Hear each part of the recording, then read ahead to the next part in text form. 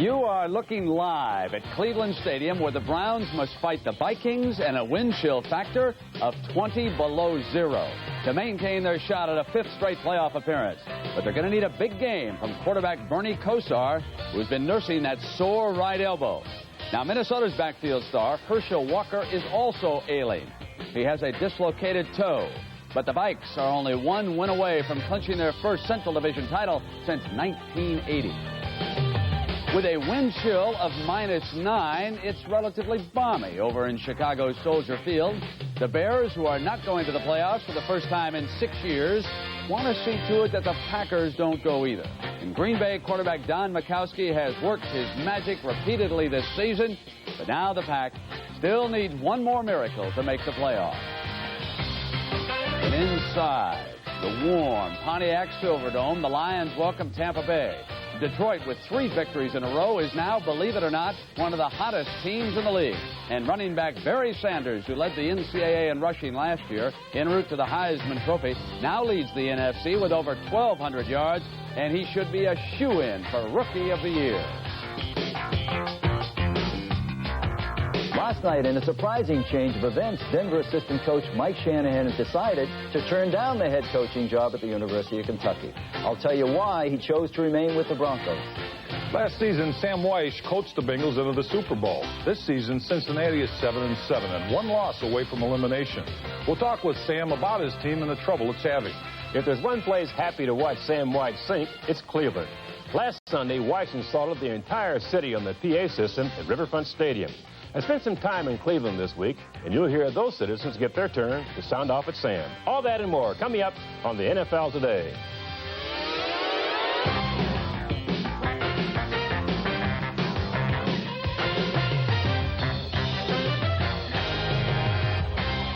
Well, good afternoon, everybody. Welcome to Sunday number 15 here on the NFL Today. And, Irv, it looks like weather is going to be a huge factor today. Oh, big factor. You know, the Minnesota Vikings are only 1-5 outdoors this year, Brent. But this week, what they did, they worked outside Thursday, Friday, and Saturday. And Hassan Jones wound up suffering from frostbite on Thursday, so he missed Friday's practice. He's one of the leading receivers. He'll play today.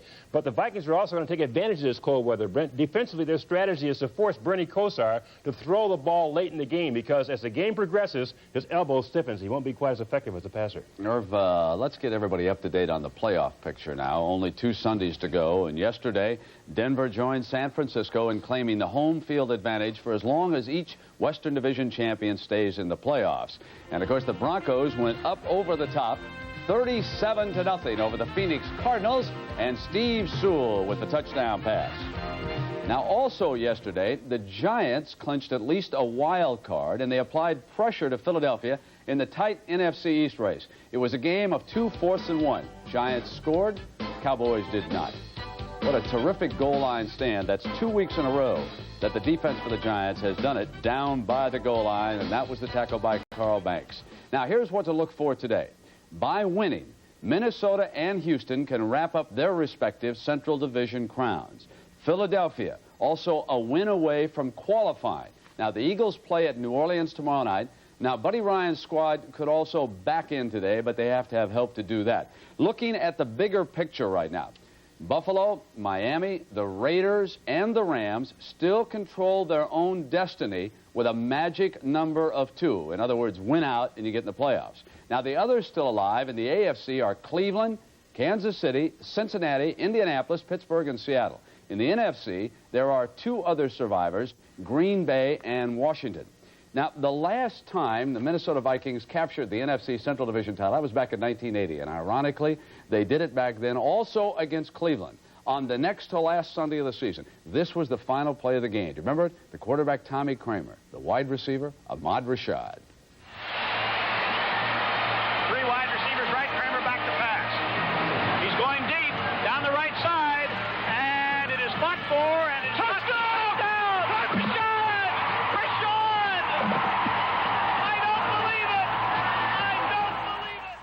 So they'll try to do it again today. Irv, let's go live to... Look at that face. Now, do you remember that face on a very cold day in Cincinnati? Hey, Dan Fouts, how does the weather compare with that day you took the Chargers into Cincinnati? Well, it's real close, Brent, but I'm better prepared today. I got all kinds of clothes on. Let me ask you about Bernie Kosar, all the speculation about the elbow. I'm wondering if in this cold weather it isn't tougher on him, especially in the fourth quarter. Well, I believe it might be because the field will be frozen.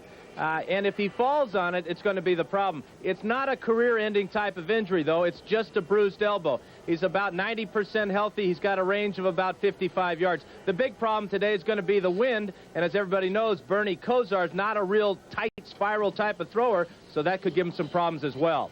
Dan, this has been the year to take pot shots at offensive coordinators. Bob Schnelker with the Minnesota Vikings and Mark Trestman with the Cleveland Browns. Apparently he's under some fire in there. What do you hear about that story?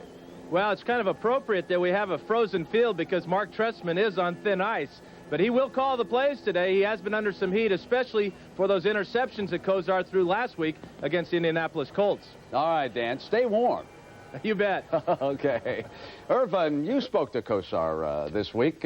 What about the speculation that his career was going to be over because of that elbow? No, it's not a career-threatening injury. As a matter of fact, he also has insurance, too, if he does have a career-ending injury, not only on the field but off the field as well. If anything ever happens to Bernie Kosar, he's covered. All right, Irvin. Meantime, Cincinnati coach Sam Weish has been making headlines on and off the field. Today, the Bengals host Houston, and a loss would freeze the defending AFC champions out of the playoffs. Now, earlier, I spoke with Weish about a number of issues, starting with an update on the weather at Riverfront. Can you see my face when I exhale? That's how cold it is. I really don't know. It's going to be around 0, I think, and then with the wind chill factor, but it's supposed to get up into the teens or so. So if the wind's not blowing, it'll be okay. You know, Sam, the Super Bowl team a year ago, now you're on the verge of being eliminated from the playoffs. Your feeling about the importance of today's game? Well, this is it, Brent. We've got to win this ball game, and not only do we have to win this ball game, but we've got to win so decisively that on a short week, maybe Houston doesn't recover quite as well. And I don't mean hurting people, but I mean really having a physical football game because we got to hope next week that Cleveland can beat Houston as well. And one thing I know about Cleveland is they don't quit. So regardless of whether they're in it or out of it, they're going to be in for a battle next week as well. Sam, I'm somewhat surprised at the inconsistency of the team at home this year. How about you? Well, I'm surprised and disappointed like the ball club is. But, Brent, you know this game's an awfully close margin deal. And when you go into any ball game, one mistake here or there can make the difference. And that's what's happened to us this year. Sam, last week there was the incident involving the press when you barred them from the locker room. Would you do it again? It wasn't the first time that's been done. Marv Levy did it a few years ago when they had a fight in their locker room and they didn't think the press needed to be there. And I didn't think the press needed to be in our locker room in that state of mind. And I've asked Don, since he thought that this was worth $3,000 having to wait overnight, if they let me speak at their national convention this year, I'll charge them $3,000, give it to charity, and that way they can find out just what an ornery old son of a gun I am. Don is Don Pearson of the Chicago Tribune. He is the president of the Football Writers Association. We are going to get to Weish in Cleveland soon. But Sam is not the only guy whose wallet's going to be a little lighter this Christmas time. Watch this NBA fight. It's a beaut. Charles Oakley of the Knicks and Xavier McDaniel of the Sonics, they squared off in the Garden last night, folks, and they meant business. Both were ejected. As they were leaving, McDaniel shouted to Oakley, "Let's take this out back." No word as to whether or not they did, but that's a heck of a lot better than Roberto Duran and Ray Leonard, I got to tell you. Looks like the National Hockey League. All right, now coming up, I mentioned Cleveland. We're going to hear what kind of things the city of Cleveland has to say about our buddy Sam Weish when the NFL Today continues live on CBS. The NFL Today is sponsored by Radio Shack, your Christmas electronics toyland. Napa, because there are no unimportant parts. And by BMW, the ultimate driving machine. Well, make no bones about it, the dog pound is positively rabid this afternoon, barking and backing up their beloved Browns in today's must-win game against the Vikes. But the problem, Irv, is that some of those dogs skipped obedience school, at least the ones who've been throwing the biscuits and the batteries on the field. That's right, Brent. But it's really unfortunate, too, because the behavior of those few fans has cast a negative light on all of Cleveland, at least in the eyes of Cincinnati coach Sam Weish. Cleveland, city of light, city of magic. I hope you weren't slamming the entire city, Sam, for Cleveland is in fact a great town with a refined and sophisticated population. If it's culture you want, it's culture you get. They're building the Rock and Roll Hall of Fame here. But in the meantime, drop in and visit the Polka Hall of Fame to see the Babe Ruth of American polka, Frank Yankovic. But this week, wherever I went in Cleveland, whether on land or sea, folks were furious with Sam Weish and the city of Cincinnati. I think it's great coming from a man who's in a town that gave baseball Pete Rose. It's a beautiful city, actually, but it's the Queen City, and we are the King City of Ohio. If you haven't come to Cleveland lately, you haven't been to Cleveland. Sam Weish is jealous he don't live in Cleveland. Meantime, back downstate, Weish was sticking to his guns. We're not like the reputation that they have in Cleveland Stadium. We are a blue chip city here. We don't do those kind of things. But in Cleveland, no explanation can reduce the sting of Weich's words. No excuse for that at all, none whatsoever. He doesn't know Brown, real Browns fans. But in their hearts, I suspect real Browns fans know Weish is right. It's okay to wear a mask and bark and yell at a game, but the throwing of objects that can injure people and disrupt play is totally out of bounds. There's always, a couple people kind of ruin it for the rest of us and give the whole town a bad name. I think you're only talking about 15 or 20 fans, and if I'm going to watch a game in Cleveland State, I want to watch it from the pound. Would you consider the Cleveland Browns a work of art? Oh, yeah, it's beauty in motion every Sunday afternoon down in Cleveland Stadium or on the TV screen. But recently, the Browns have looked anything but artful. They're winless in the last 4 games. Their star quarterback, Bernie Kosar, has an ailing elbow. The play calling of offensive coordinator Mark Trestman has been criticized. And running back Kevin Mack has served prison time on a drug conviction. In fact, it's been a dog of a year for all of Cleveland's teams. In April, the Cavaliers were upset and eliminated from the playoffs. And as for the Indians, well... And here's the ultimate irony. In order to win their division, the Browns need help from none other than Sam Weich's Cincinnati Bengals, who must knock off Houston today. We love Cincinnati, and we're rooting for them. And if they can help us out, we might even give them Christmas presents. If Cincinnati beats Houston, and then Cleveland beats Minnesota, what are you going to do to celebrate on the boat?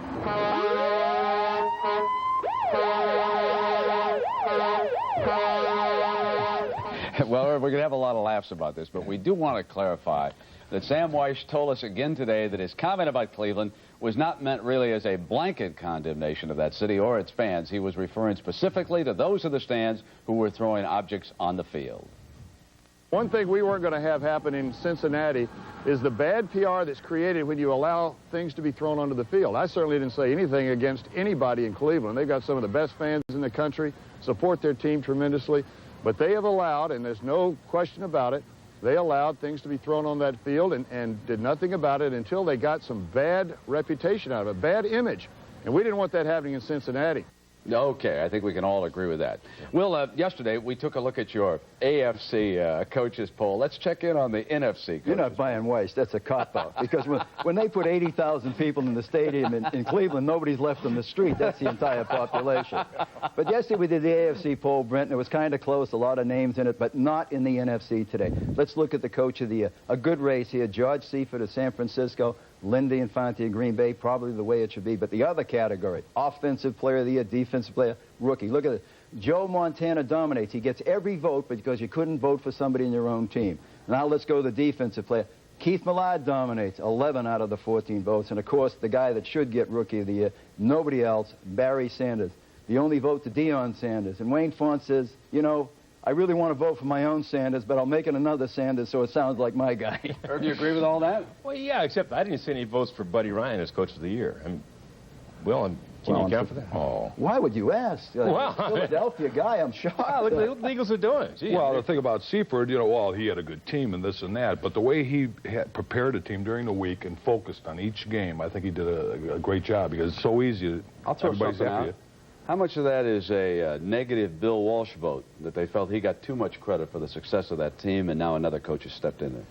Well, I think that most of it is realizing how tough it is to bring a team back after Super Bowl when you usually have a lot of problems, the guys are complacent. He credited Walsh all year. He never took a shot at Walsh Seifert, and for that, I give him a lot of credit. He just said, hey, Bill gave me the job, we're just going forward. Yeah, there's some other coaching news. I want to check in with you, Will, and we'll have that, Will's inside look around the league when we continue live in just a moment.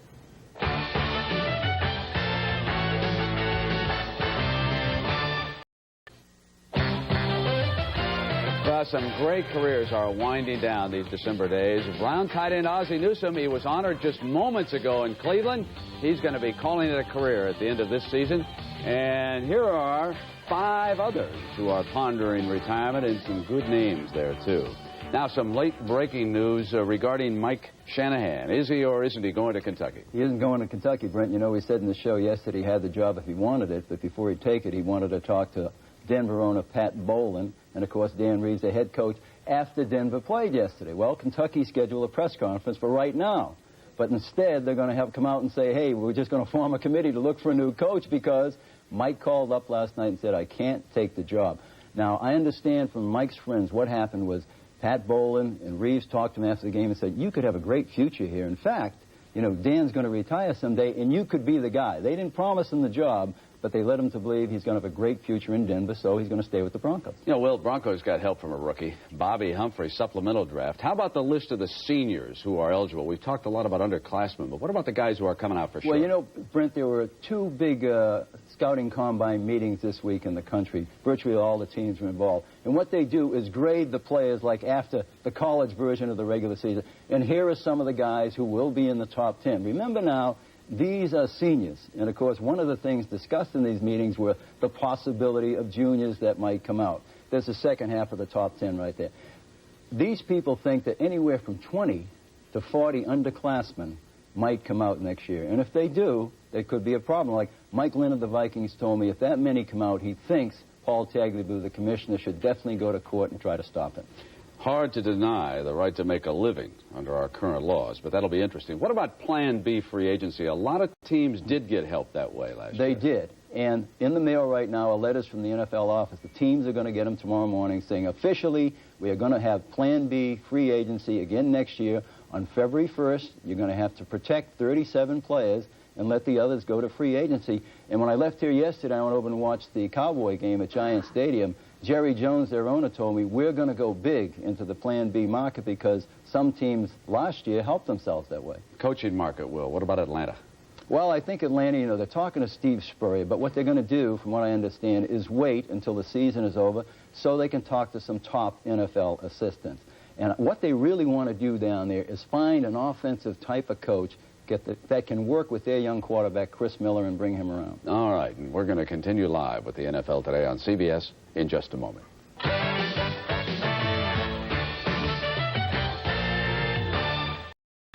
Well, it turns out that the Vikes are more than prepared for today's trip to the dog pound in Cleveland. In fact, as Dick found out, the Minnesota's killer defensive line should feel right at home. Keith Millard we talked to as a shepherd, a German shepherd, kind of like a guard dog, and he'll attack you on sight. Dolman as the Doberman pincher, because he is a vicious guy coming around that backside and slapping the ball out of the quarterback's hand. Noga is our pit bull. He'll hang on to you real tight. All that may be so, Floyd, but watch out. There's one Cleveland Kennel Club with designs on your dogs. This is how we handle stray dogs in the city of Cleveland. We snare them, we lock them up. Well, if they can catch us, so be it. But I think they better keep them real close to Bernie Kosar because that's probably where we're going to be come Sunday. So it's barking time in Cleveland. Enjoy the game, everybody. We'll see you back here at halftime.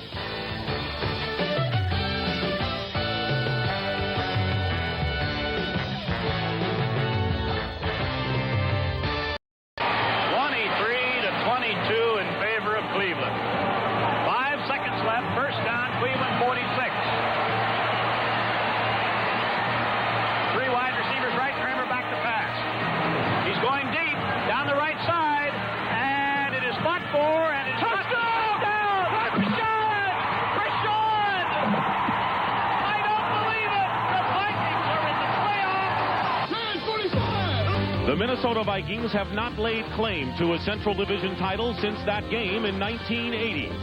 The cold, rugged look that the Vikings once fashioned has changed to a quicker, sleeker, and more explosive style. And now the streamlined Vikings are ready to leap into the 90s. A December winter storm has turned the NFL's oldest stadium into a frozen tundra.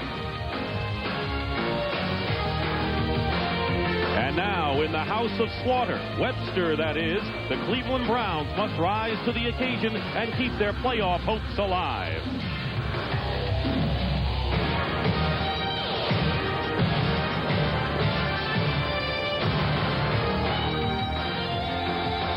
When you play in Cleveland Stadium, you must battle the elements. And today, Minnesota will find that only the strong survive. Cleveland Stadium is sold out, just under 80,000 for this important matchup between the Minnesota Vikings and the Cleveland Browns.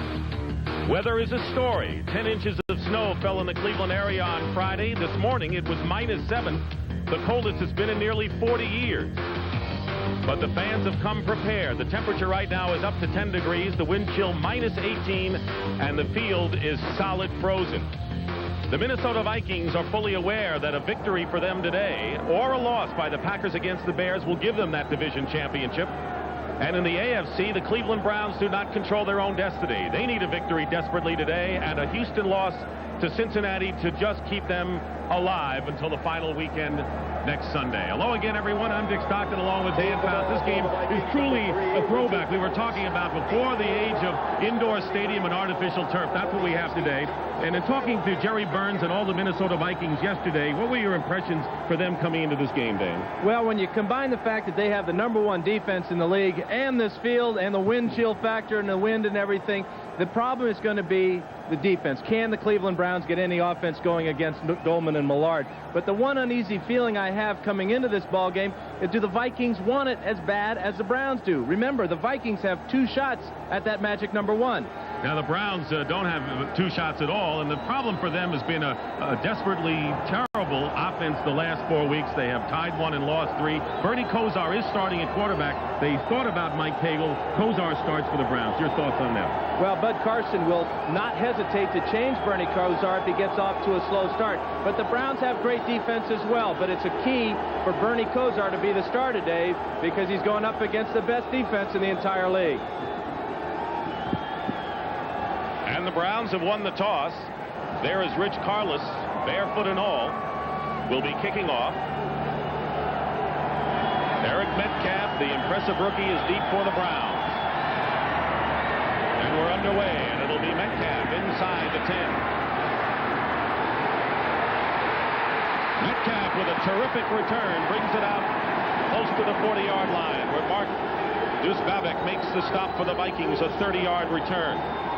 Bernie Kosar, who is second to Steve DeBerg of Kansas City in completion percentage in the AFC, leads the Browns. The offensive line: Paul Farron, Ted Banker, Greg Rakosi, Tony Jones, and Cody Risen. Ozzie Newsome is the tight end, playing his last home game. Metcalf and Tim Manoa in the backfield. Webster Slaughter and Reggie Langhorne, the wide receivers.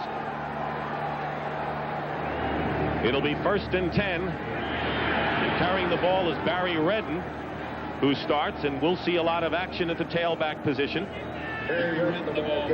Keith Millard. An impressive front 4 for Minnesota: Al Noga, Henry Thomas, Millard, and Chris Dolman. The linebackers are Mike Merriweather, Scott Studwell, and Ray Berry. The secondary: Carl Lee and Reggie Rutland. Are the cornerbacks: Joey Browner and Travis Curtis, the safeties. It'll be 2nd down and 11 for the Browns. Metcalf in motion. Kosar to the air, hits Metcalf, and he ducks forward to the 43-yard line. Will bring up 3rd and about 5 or 6. Scott Studwell makes the tackle for the Vikings. I think we've seen already how the Browns want to use Eric Metcalf this afternoon, obviously returning kicks, but also as a pass receiver. They feel that if they can get him isolated outside against a strong safety like Joey Browner, that they like their chances. Eric Metcalf, who's having a terrific rookie year, the leading receiver of all rookie running backs in the league. Darrell Fullington is a nickel back. It's 3rd down and 5 for the Browns.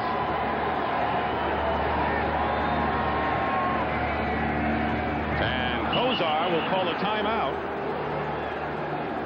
He checked the defense, and the clock was running down. Yeah, he checked the defense and then checked the clock, saw that it only had 5 seconds on the play clock, and he was forced to call a timeout. Big part of the Browns' offense is Kozar reading defenses and then getting to the proper audible.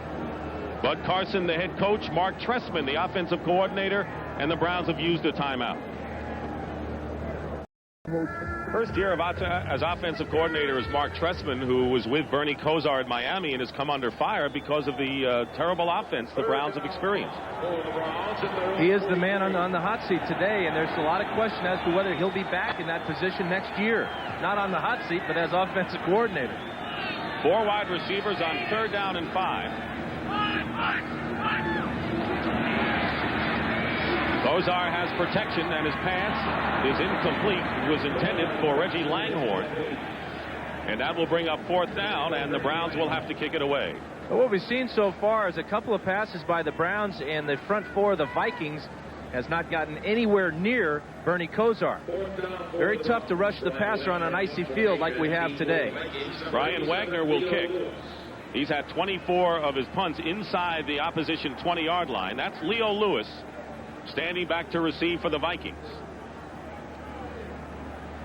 Vikings are 1-1 on grass fields this year, winning at Tampa Bay and losing at Green Bay. Not sure you could classify this as a grass field today, though. Leo Lewis. It's hit. A 41-yard kick by Wagner. And so the Vikings will get their first opportunity with Wade Wilson, who has 7 touchdown passes and 12 interceptions. Yet the Vikings are in first place in the Central Division. The offensive line for Minnesota: Gary Zimmerman, Randall McDaniel, Kurt Loudermilk, Todd Kalis, and Tim Irwin. Steve Jordan, the tight end. Herschel Walker and Rick Fenny begin in the backfield. Anthony Carter and Hassan Jones, the wide receivers. We'll see Gustafson as another wide receiver, and Anderson as well. 1st and 10 on the 20-yard line.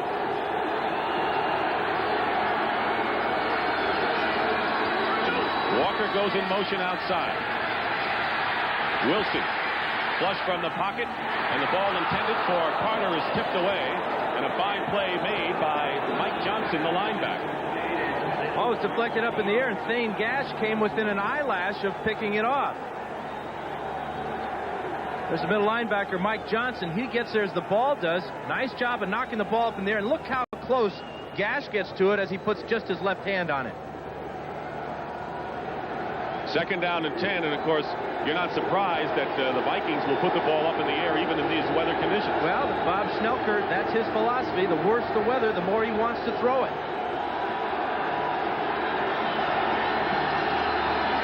2nd down, Rick Penny, coming off his best day as a pro, goes nowhere. Barely back to the line of scrimmage. Van Waiters makes the tackle. Here's the Browns defensive unit. Talk about the Vikings defense. The Browns, another tough defensive group. Al Baker, Carl Hairston, Michael Dean Perry, and Robert Banks, the front 4. Clay Matthews, Mike Johnson, Van Waiters moves into the linebacker spot. Frank Minifield and Mark Harper, who's in for Dixon at cornerback. Felix Wright and Thane Gash are the safeties. It'll be 3rd and 10.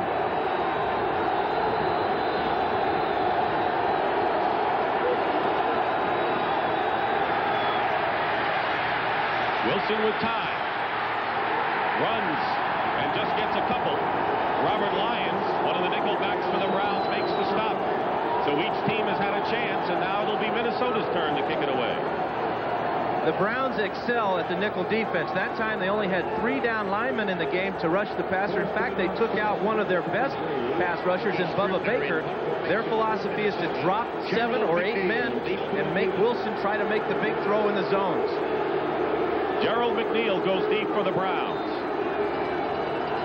And Bucky Scribner will be punting for the Vikings.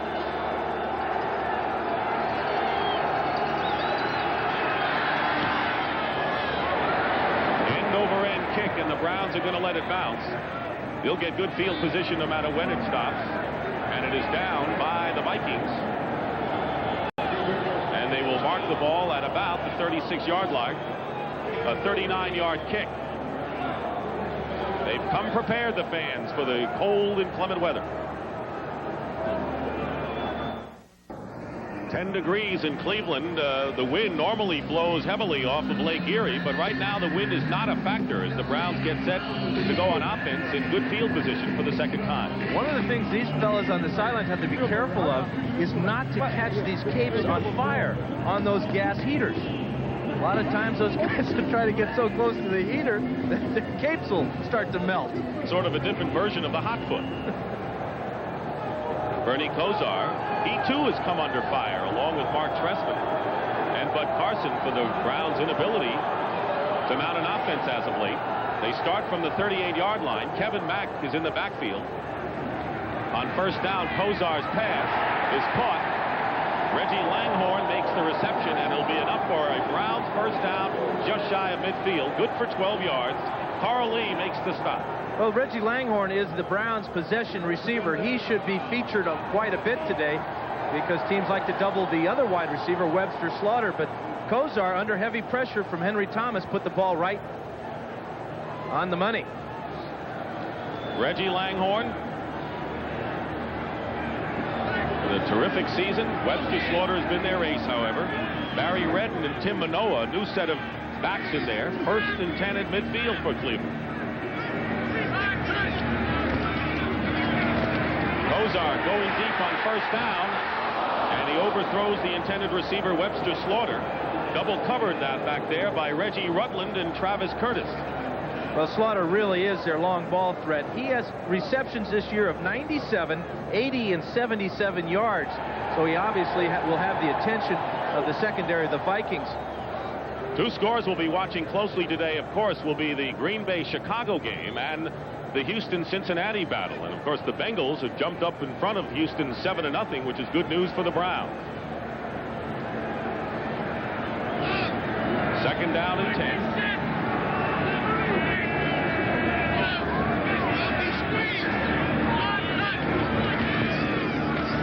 Kosar gets a rush that time, and Langhorne makes another reception. It'll be good for a 5-yard pickup. He was hit hard by Carl Lee, and that's the second catch for Langhorne. Langhorne comes in motion here across the backfield set, and Kosar goes to him all the way. Nice pick job by Ozzie Newsome, but look at the grab right in the hands, and then Carl Lee drives him down to this icy field. This field is as hard as concrete. Normally there are some soft spots, normally where the old baseball infield would be, but not today. He took the tarp off earlier and tried to sand some of the yard lines. It is now 3rd down and 5. 4 wide receivers for the Browns. Kosar flips it out to Redden. Incomplete. And that'll bring up 4th down.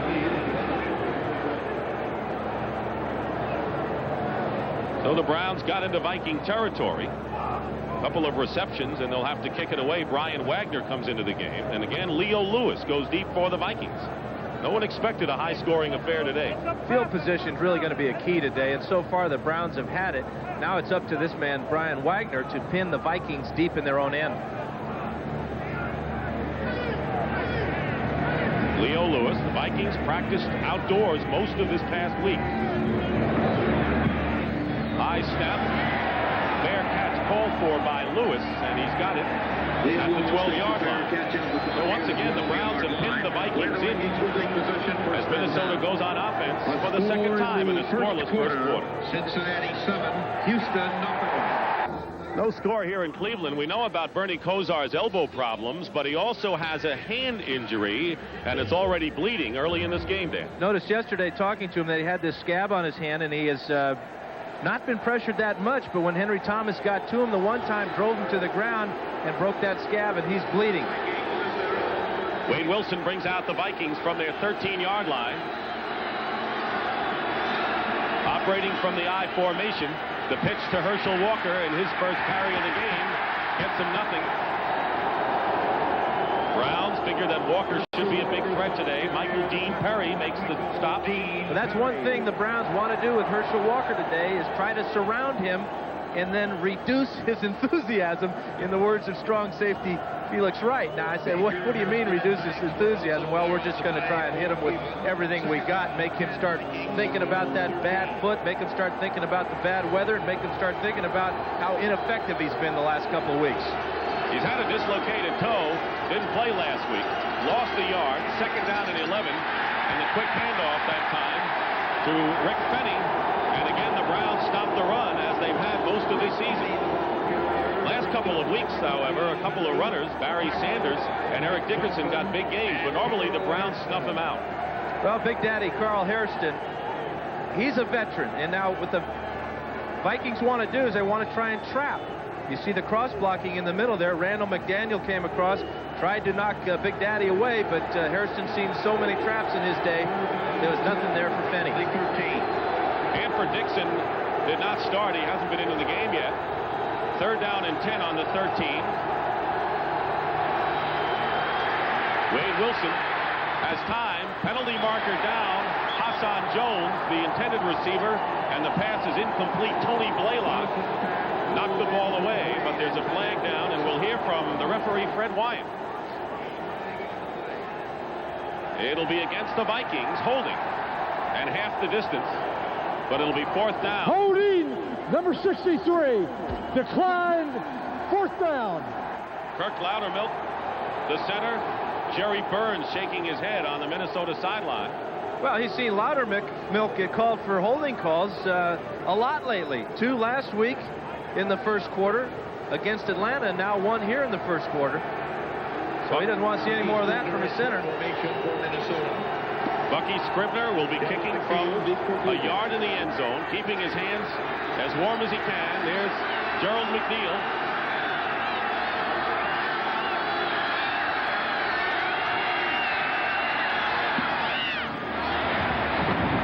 Fair catch, and McNeil will field the ball in Minnesota territory at the 48. The kick went 35 yards. Each team has not been able to move the ball, but Bud Carson's Browns have had the big edge in field position, something you mentioned moments ago. Well, and it all goes back to the opening kickoff when Metcalf had the nice return. Since that point, not a whole lot of offense, but the field position now, the Browns will take over inside of the Viking territory because they've been able to punt the ball back and forth and get the edge that way.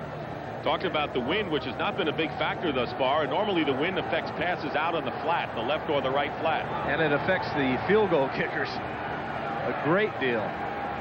Eric Metcalf at the top of your picture. First and 10 at the 48. Kevin Mack. Good second effort by Mack. Gets the ball to the 44-yard line. Henry Thomas and Keith Millard make the stop. We'll see a lot of the big backs that they like to call them here in Cleveland now. Kevin Mack, Barry Redden, and Tim Manoa, because Bud Carson feels that that really is the personality of his offensive football team, and they just discovered it very recently. Eric Metcalf is more of a scat back and third down back, and a guy that he wants to use today as a receiver, so we'll see the big fellas in there. Second down and 7 after a gain of 3.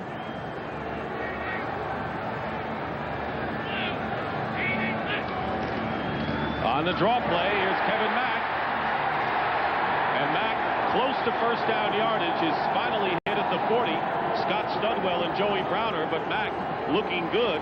He had a key fumble last week against the Colts, but running hard here in the first quarter. Short by about a yard. Mack on the draw play here, and this is what he gives the Browns, the ability to break tackles and make extra yard after he gets contact. There's Henry Thomas with one hand, and look how he just bowls over Ray Berry and gets up close to the first down.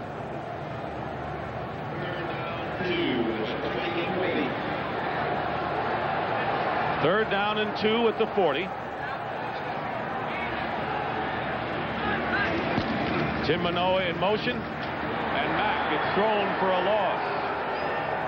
Loss of a couple. Ray Berry with another fine play. Ray Berry, his play has been a key to the Herschel Walker deal because Jesse Solomon and David Howard were dealt to Dallas, giving Berry a starting role, and he's delivered. Well, and Berry gave Kevin Mack the old payback. We saw Mack knock Berry down, and now Berry comes right through there and drops Mack for a big loss there. And again, Brian Wagner will have to punt the Vikings deep in their own end.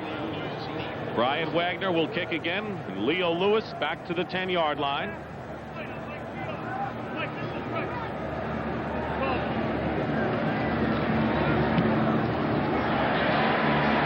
Fair catch for Lewis. And he makes a tough running catch at the 15-yard line. And right now, for an NFL Today update, some of the important games going on, here's Brent Musburger in New York. All right, Dick, the big one as far as Viking fans are concerned, and they're getting help. This was their first touchdown. Keith Woodside with a spectacular run. It was 7-0. Then the Bears came back and tied it. Now, just seconds ago, the Packers are in again. They lead it right now, 13-7. Back to Dick. All right, Brett, thank you very much. Puts more pressure on the shoulders of Minnesota. They have the ball 1st and 10 on the 15-yard line. Wade Wilson, straight back, drills it, and the pass is caught by Steve Jordan, the tight end. And the biggest gain of the first quarter of 21 yards, and the Vikings carry it out beyond the 35-yard line. The free safety Thane Gash made the stop. Viking offensive line gave Wilson great protection that time, and that was a long pass down the field for the tight end. But the field position, as we talked about, is going to be very important. So far, Cleveland has not been able to capitalize on the fact that they've been taken over almost at midfield. Chris Pike is in the game, replacing Carl Hashton, number 75, a tackle. 1st and 10 at the 37 for Minnesota. There's the pitch. Walker. And the Browns gang up on him again.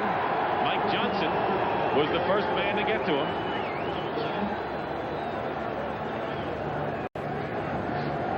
This is one of the problems the Vikings have had all year with Herschel Walker, is the fact that he has not run the ball well laterally.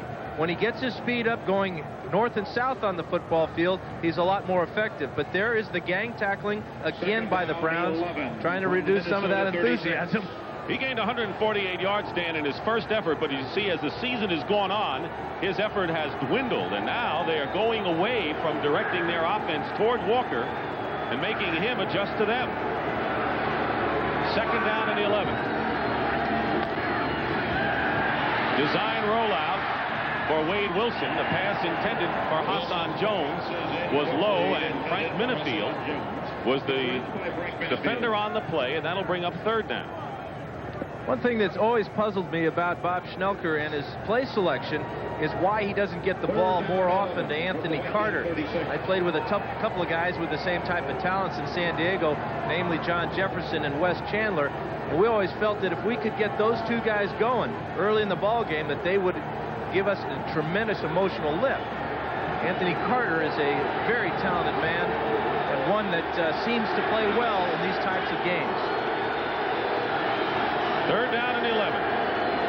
Alfred Anderson is the running back. Wilson under pressure gets rid of it and throws it away. No receiver near the ball. And that'll bring up 4th down. The Browns went to a 3-man defensive line and dropped back 8 on the long yardage situation. And so once again, we'll have a punt coming up, and it looks like Bucky Scribner and Brian Wagner will be the busiest guys out there today. A lot of disagreement on the sidelines. There's Wade Wilson talking to Bob Schnelker in the tan jacket. Also Tommy Kramer there. They're discussing that last play, and maybe a couple coming up. Scribner will kick. Gerald McNeil gets by one defender, brings it out again to the 36 or 7-yard line. Audrey McMillan makes the tackle, a 9-yard return, and there's a penalty marker down on our 2nd flag of the game. Now, if there's going to be a star on this field today, it's got to be a guy with the nickname of the Ice Cube. Gerald McNeil. He's got a lot of company, doesn't he? And a lot of ice cubes out there. Personal foul, number 60, face mask, 15 yards, first down. Mark Rodenhauser with a face mask penalty against the Vikings. So once again, the Cleveland Browns have had the luxury of great field position in this first quarter, but have not been able to take advantage of it. On a frigid Sunday in Cleveland, Cleveland Stadium sold out. Dick Stockton and Dan Fouts, as the Cleveland Browns, trying to survive, need a victory and some help if they are to win the division and get a wild card berth. Minnesota needing a victory to wrap up the Central Division in a scoreless game. We have had a punting duel thus far, but the field position has heavily favored the Browns, who will start from the Viking 49. We got a problem with one of the heaters on the sidelines, too. The mechanics are trying to get it fired up. The Browns are down to 2 heaters. Ricky Bolden replaces Ted Banker at left guard. First down for Bernie Kosar. The pass is batted down at the line of scrimmage. Incomplete. It was Henry Thomas. That'll bring up second down. The Vikings are depending on the pass rush against Kosar, who is not a mobile quarterback by any means. Well, you know, and Henry Thomas, he's really the fourth wheel in this group here. The teams talk about, their opponents talk about, well, they got Chris Dolman and they got Keith Millard and Al Noga, and then they got some guy named number 97. Who's in demand by several clubs. Dallas wouldn't mind getting number 97. Second down and 10.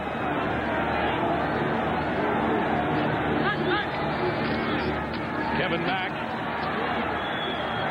gets maybe a yard or two. Mack did not carry the ball until early December. He had arthroscopic knee surgery and was in jail for 30 days after pleading guilty to a drug charge. The Browns had expected his services all year because he was the big back that they expected production from. Played with Kevin Mack in a Pro Bowl, and he is a talented young man. He's got his life straightened out now, and the Browns are really hoping for a big contribution. He is the big back on this type of field that they need to be effective running the ball. Third down and 8.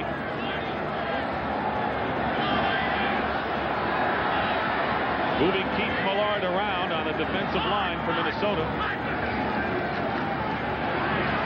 Kosar wings it. Incomplete. Pass was low, intended for Reggie Langhorne.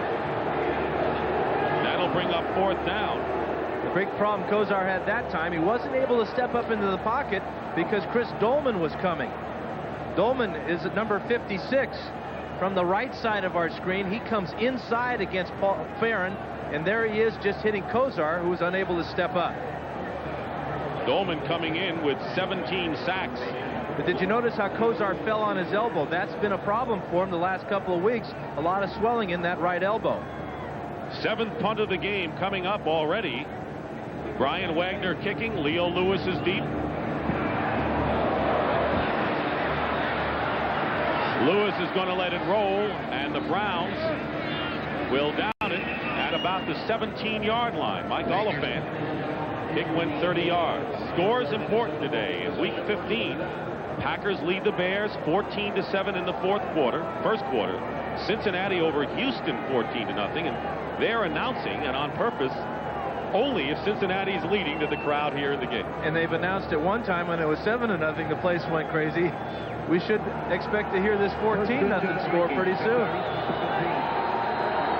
Art Modell's pulling out all the stops today. Vikings have not had good field position in their possession. Start from their 17.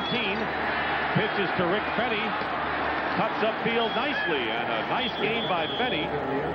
May have enough for the first down, and he does. Tackled by Robert Banks. Fenny is the back on this side. Wilson's going to turn and toss it to him. Now watch number 30, Thane Gash here. As Fenny breaks his tackle, that gets up the field and punishes the strong safety Eric Wright. Fenny is again a throwback to the Bill Brown and Dave Osborne days. Coming off a career-high 89 against Atlanta last week. On first down, Herschel Walker picks up a couple of yards to the 31-yard line. Gain of 3. Reggie Rutland on the sideline in the defensive back. Banks makes the stop. Make that Bill Brown. The old Viking fullback, number 30, with the crew cut. That's when they used to play at Metropolitan Stadium, and you could see the steam coming out of their mouths when they used to play at that stadium before they went indoors. Second down and 7.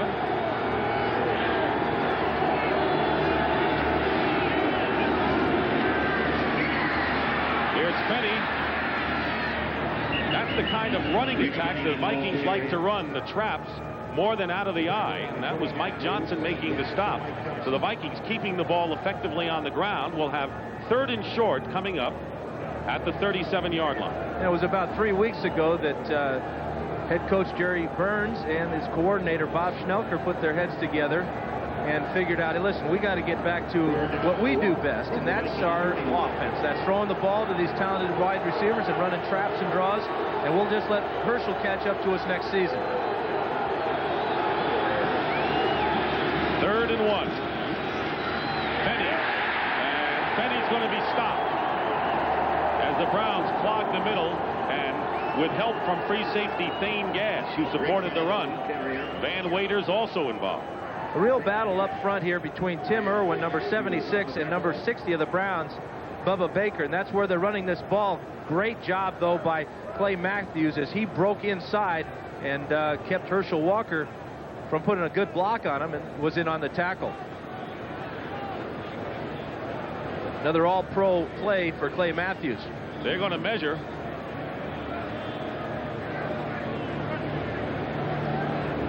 Vikings have had terrible starting position so far in this game. They're short by basically a yard, and that'll bring up 4th down, and enter Bucky Scribner for another kick. Bud Carson, his first year, toiled as a defensive coordinator for many pro clubs to great success. Bucky Scribner in formation. Jerry Burns, who likes to leave most of the work in the hands of his coordinator. Schnelker on the offense, Floyd Peters on the defense. And when you ask Jerry Burns what are his worries today, he said, well, it's more the things that are out of our control, like the weather, the field condition, and just the plain bounce of the ball. Talk about bounce of the ball. That ball bounced. Short end-over-end kick. McNeil will let it drop, and it'll be down by the Vikings at the 28-yard line by John Galvin. That kick went 35 yards. Nice job of Scribner getting down like a shortstop, keeping the ball in front of him. Low snap from his center, Rodenhauser, and he just got it away. The Browns did not come with any pressure at all, or they might have blocked that one. And you would figure, Dan, in a game like this, deflections, tips, bad snaps, turnovers are going to be a big factor and probably will decide the game, not to mention the field goal kicker. All those things that you really can't prepare for during the week. Browns with their worst starting position of the game thus far, their own 29-yard line. 22 seconds remain in the first quarter. No score.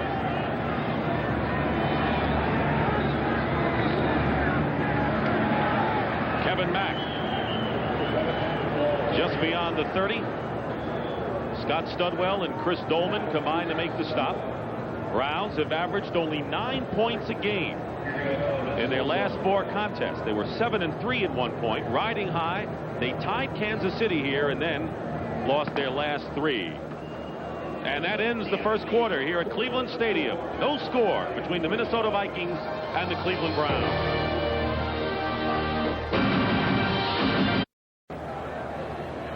Welcome back to Cleveland Stadium. Well, there's a Viking getting his feet warm, but they already took a heater away, didn't they? Well, this is from the Cleveland sideline, so we've seen that the Browns have had the edge in field position, but the Vikings have got one more heater than the Browns do. That's a wacko heater. What a wacko day. At least the sun is out, and for some of the fans in the bleachers in the upper deck, they're getting a little sunshine for a while anyway. Start of the second quarter, 2nd down and 8, and an audible call at the line by Bernie Kosar.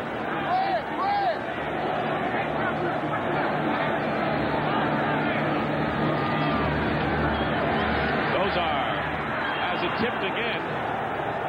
They have not gotten to Kosar, but they have pressured him a couple of times and a couple of tipped balls. Keith Millard got in his face that time.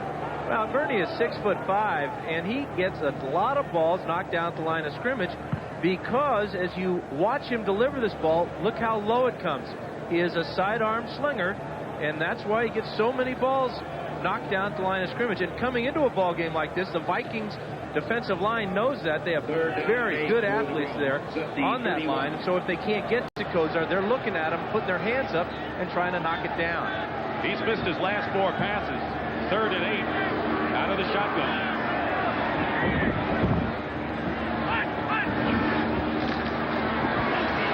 Here comes Millard, and it's knocked away by Thomas.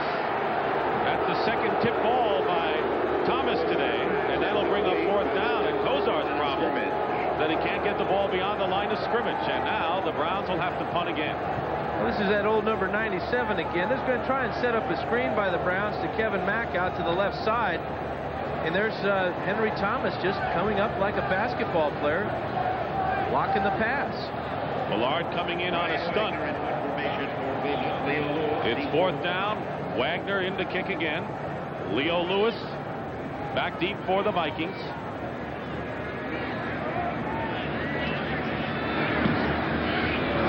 Fine kick by Wagner. Lewis with the return.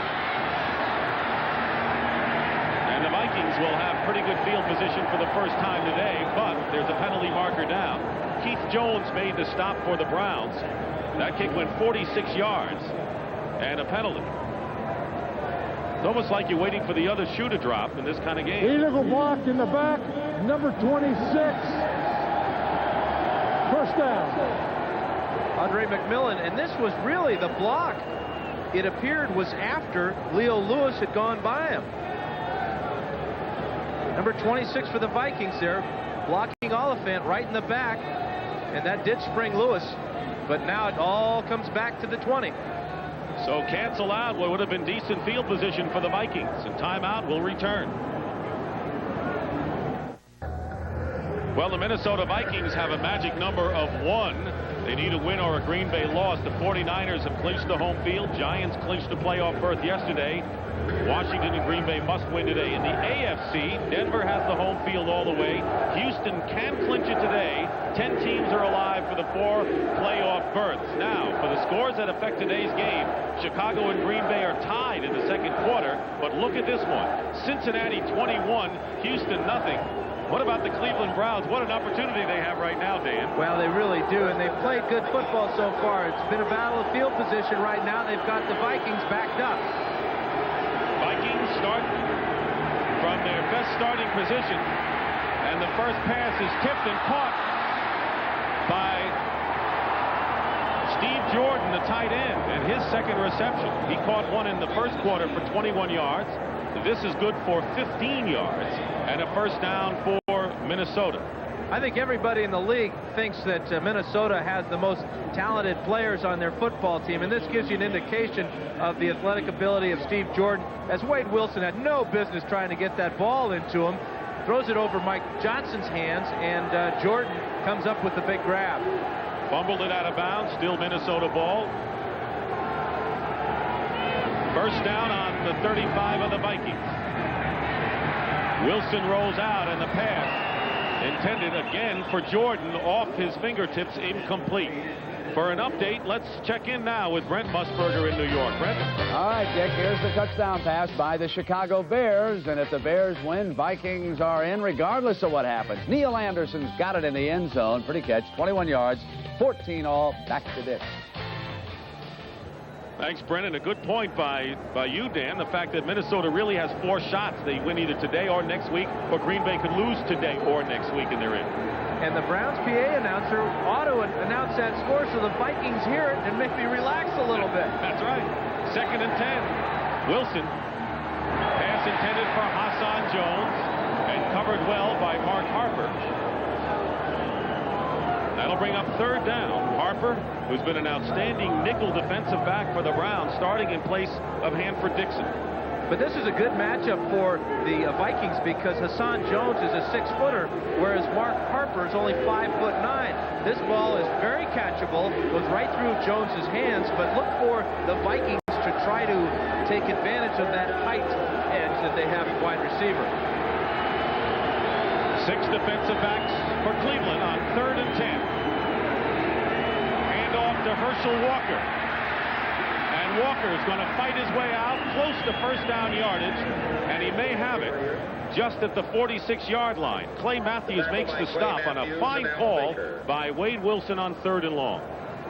Very, very difficult to pick up 10 yards on a draw play, but Herschel showed you his type of strength by breaking through those tackles and getting the first down. Playing on that bad foot. He's got a steel insole that he wears not only in his football shoe, but in his street shoes as well. Number 33 next to Walker is Jesse Clark, who knows what it's like to play in this kind of weather with Green Bay. Dropped by the Cardinals, a free agent pickup. On the draw play, Walker. And Van Waiters knocks him back, loose ball. And it's still Minnesota's possession. Van Waiters starting in place of the injured David Grayson with a big stop on Herschel Walker. Well, you talked about Jesse Clark coming into the game. Here is Clark, and he is blocking on Waiters, or trying to. Watch Waiters avoid the block and make the tackle, and then pop the ball loose. This is close to being a fumble. That is a fumble. But the whistle must have blown when Walker's forward progress was stopped. It was a fumble, and the Browns had recovered. There's the whistle, and Wilson getting away from a rush. Penalty marker down. Trying to get away desperately, incomplete. Closest receiver was Herschel Walker. And great pressure by Michael Dean Perry, who's been an outstanding pass rusher. And the Vikings are called for holding. They'll take this. The Browns will accept this penalty and bring up a second and about 20. Second and 19. A lot of pressure. Bob Schnelker's history in the Vikings, whenever they've had second and third and long, are not afraid to go deep in those situations. At least that's what tendencies say, and that's what the Cleveland Browns are anticipating, that this very next play, Schnelker will put it up deep, and probably to Anthony Carter. Holding number 63. Second down. Again, another penalty on Kirk Loudermilk, the Vikings center. It's like our official Fred Wyant has just about every piece of clothing he can put on. You know, you get to the ball game early on days like this because they have all the extra equipment, not only for the players but the officials as well, out on a table, and it's like a rummage sale. The guys are grabbing everything they possibly can. The guys that come late are out of luck. Do you kind of think that every time you come to the state of Ohio it's going to be frigid? I love Ohio. Second down and 19.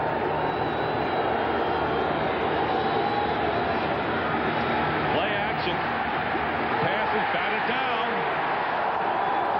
Now Bubba Baker, who played with the Vikings a year ago, knocked the pass down at the line. He's the man that said that the Browns are desperate and very irritable, especially himself. He wants to show the Vikings, who he played for last year, that he still has it. He wants Floyd Peters at the end of the game to say, hey, that old Al Bubba Baker, he gave us a lot of trouble today.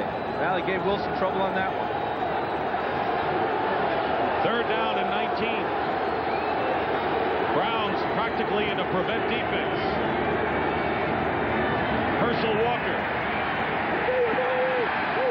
Walker is stopped after a gain of a couple by Frank Minifield, and that'll bring up fourth down.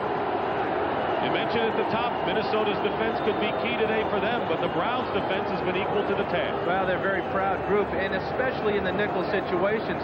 In the last 3 weeks, they've had almost 100 plays in that type of situation. So that's what their plan is to force the Vikings to bring in extra receivers. But right now, the Vikings are having trouble getting an extra man on the line of scrimmage for the punt. Here comes the 11th man. David Huffman. Bucky Scribner will kick again. Gerald McNeil is deep. 10th punt of the game. McNeil loses his footing. And no one's going to take any chances today to try to field a kick like that. You know, Huffman was late coming out. Maybe his parka was frozen shut. He just made it.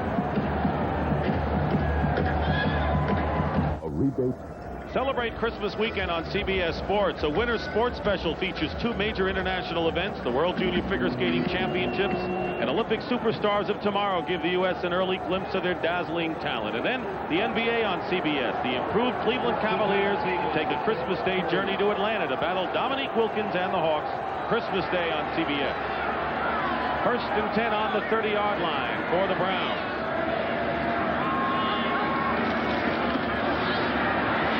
Kozar's pass tipped by Studwell, incomplete. But a few moments ago, Rick Fenny, the big back, and there's another Viking on the field, Fenny, was taken off the field for x-rays. We don't know what they are x-raying, and Joey Browner is the injured Viking on the field right now, and he hasn't been 100%. Well, he came into the game with a bad rib problem, and he landed on this frozen field on his back, and that's where the problem is. It's a rib cartilage type of problem just below the ribs, and you can see he's in a lot of pain. Second down and 10, 30. He majors in pain, but it's usually dishing it out. This play was almost an interception. Studwell comes over, knocks the ball up in the air, but watch how Browner will land right on his backside, and that's the problem there. Right thigh is the injured part for Finney. Metcalf on 2nd and 10 tries to turn the corner to little success. Al Noga and Keith Millard make the stop. By the way, Darrell Fullington has replaced Joey Browner as strong safety in the first carry of the game for an impressive rookie, Eric Metcalf. Well, Metcalf's problem on a day like today is that he's a little light in the rear pockets. He's not the type of guy that's going to break a lot of tackles for you. In fact, the Browns are a little bit disappointed at the fact that he plays running back a little bit like some quarterbacks, where he comes and will confront a tackler. He'll go down and instead of trying to run through him. 3rd down and 9. Browns yet to convert. They've all been long conversion attempts, however. Brian Brennan in the game as another wide receiver. Kozar's pass is complete to Eric Metcalf out of the backfield, and it'll be a Cleveland first down, a gain of 10.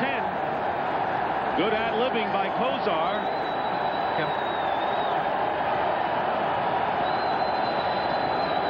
Okay, Metcalf is on the left side. He circles out, and he is what you call the safety valve. Kozar looks all around, finds Metcalf in the zone right over the middle, and Eric gets up just enough for the first down. Leads all rookie running backs coming into the game with 50 receptions. Only the second first down for the Browns. Joey Browner is back in the game. 1st and 10 Cleveland on the 41. Metcalf and on a reverse Langhorne, and he's going to lose a bunch. And it was Chris Dolman who smelled out the play, and a big loss of 9 yards as the Browns try to get a little fancy to get some room. This is a good play, though. I mean, a good call at least, but you're trying to beat one of the best athletes on the defensive line in the history of the NFL. Dolman just too fast, too smart, and that does pin the Browns back. But Dolman, he has a couple of interesting goals this year. Number one is to set an all-time sack record. He feels if he does that, his second goal will be attained, that being named NFL Defensive Player of the Year. Well, as you can see, he leads the league. He's 5 shy of Mark Gastineau's sack record. And 1 shy of Alan Page's club record. 2nd and 19. Kozar fires. Webster Slaughter holds onto it and makes a fine catch in the middle of 2 defenders. A gain of 17. Reggie Rutland makes the stop. And that's the guy who broke Paul Warfield's all-time single-season mark. But I want you to notice one thing. This man right here, Webster Slaughter, a San Diego State Aztec, is playing without gloves. He's used to playing in the warm weather, but look at this grab with just the bare hands. You're proud of him because of that, aren't you? Well, I know how important gloves can be, but I've got 2 cents on myself. Diego guy doesn't have to worry about catching the ball. Not anymore. Tony Rison appeared to move for the Browns. That'll leave Parker down. Number 63. So instead of 3rd and 2, it'll be 3rd and 7, and that's a horse of a different color for the Browns in this kind of a game. A critical mistake. That kind of really, you waste Webster Slaughter's great effort. And there you see his reaction to the flag. That great catch he made set the Browns up in a 3rd and 2, and now they're backed up 3rd and 7. Green Bay leading Chicago 17-14. Cincinnati over Houston 21-0. The 6th play is coming up. That's the longest drive of the game by either team. And the whistle blew, and a flag is down, and we may have another Cleveland penalty. And it would have to be a legal procedure against the Browns. False start, number 66. Third down. This time it was Tony Jones. And that's one of the factors that, or one of the results of the weather factor today.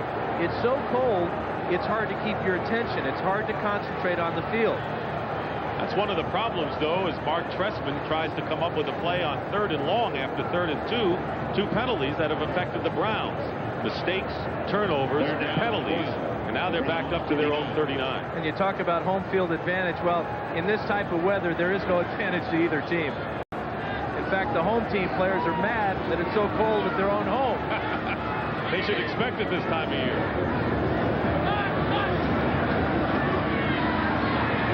Kozar has plenty of time, and his pass is caught for the first down by Brian Brennan. 16-yard gain for Brennan, who is questionable with a foot injury, did not practice all week. But he is Bernie Kozar's favorite possession receiver, number 86, on the deep come-in route. And Kozar got all day to throw this ball. He throws it perfectly into the zone, just enough, again, for the first down. But Brennan came in with a plantar fascia problem. That's the tendon on the bottom of the foot. And when it gets stretched out, it's very painful, almost as if you have a razor blade stuck to the bottom of your foot. First down on the 45 of Minnesota. Scoreless game. 6.5 remaining in the first half. Eric Metcalf, trying to make something out of very little, picks up a couple of yards. Let's get a scoring update now from Brent Musburger in New York. Brent, what do you have? Well, Dick, here's a 3rd down play that did not pick up a first down. Because of penalties, it was 3rd and a bunch for the Packers. Mikowski with a spectacular scramble, but he is just short of the first down, and that led to the Packer field goal. 17-14 Green Bay right now. Back to Dick. All right, Brent. Dick Stockton here with Dan Fouts at Cleveland Stadium.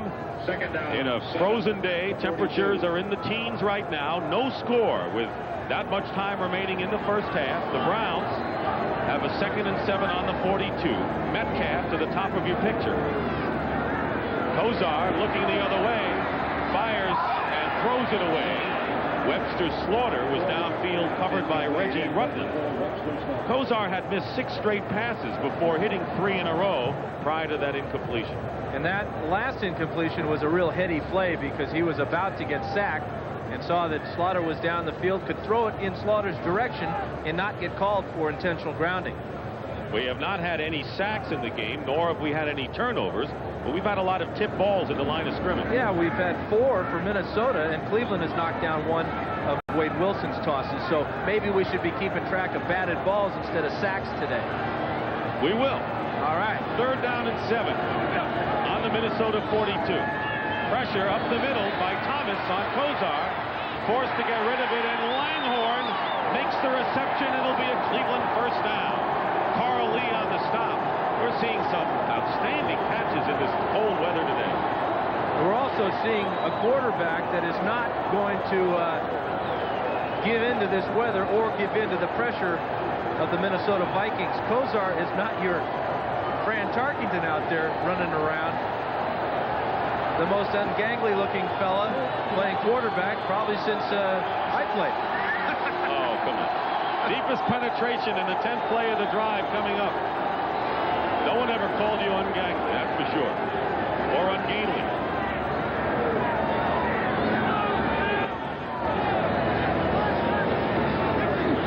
Kevin Mack will lose a yard.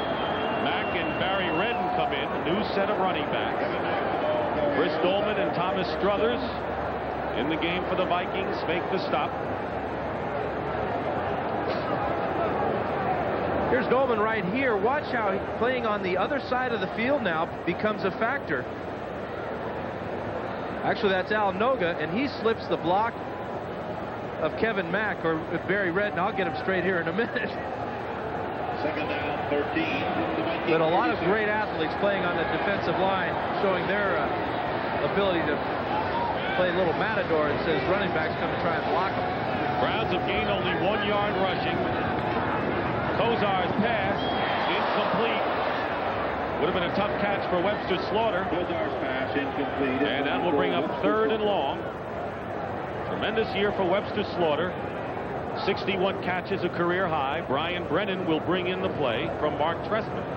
We talked with Joey Browner, the strong safety, who, by the way, is back in the ballgame. And he said that looking at Webster Slaughter, you don't really fear him for his speed. He's got a kind of a sloppy uniform, and he runs all elbows and knees and everything. But the guy is not afraid to go across the middle, and he is the Browns' really big threat on the long ball. Maybe he's on game. 3rd and 13.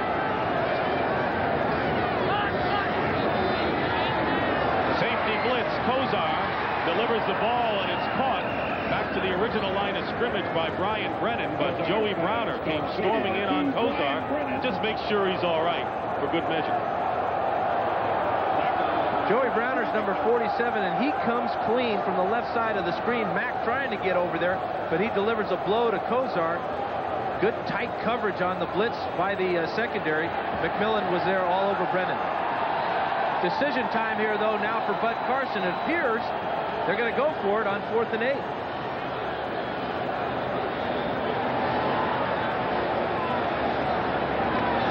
So they realize they can't get anything with a field goal. Well, by that statistic, they are certainly due to convert one of these 4th downs. And the Browns are going to use another timeout. It'll be their 2nd of this first half. And not a bad time for it with 3:06 remaining. Trying to keep the drive going. Browns have used their 2nd timeout. Dan, I can understand why they don't want Matt Barr to try a field goal here, but why don't they try to punt the ball out of bounds inside the 10 or 5 and really hem the Vikings in? I think Bud is confident that even if they don't make it, that his defense will prevent the Vikings from moving down the field and scoring. 4th and 9 for the Browns on the 31.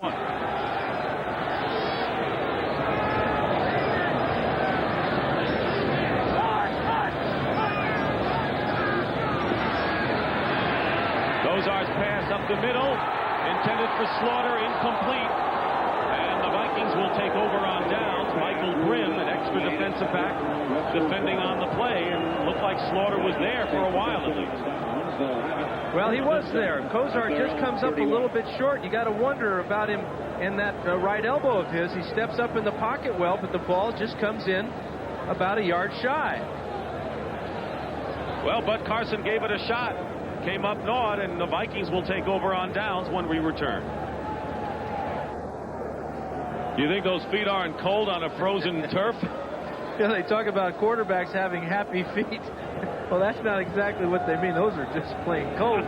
Cold dogs. Well, the Vikings have their best starting field position of the game. 1st and 10 on their 31. Jesse Clark and Herschel Walker are the running backs. Wade Wilson will put it up on 1st down, going for Walker, and great pressure by the Browns. Interior defense knocked Wilson down and gets a boost from Michael Dean Perry. Good pressure from the Browns front line. They have a number of sacks this year as well, and although they don't get to Wilson this time, Perry and Big Pike, that is, Chris Pike, number 75, put Wilson down. Every time a quarterback gets hit on a day like today, he's landing on a frozen field. 2nd and 10.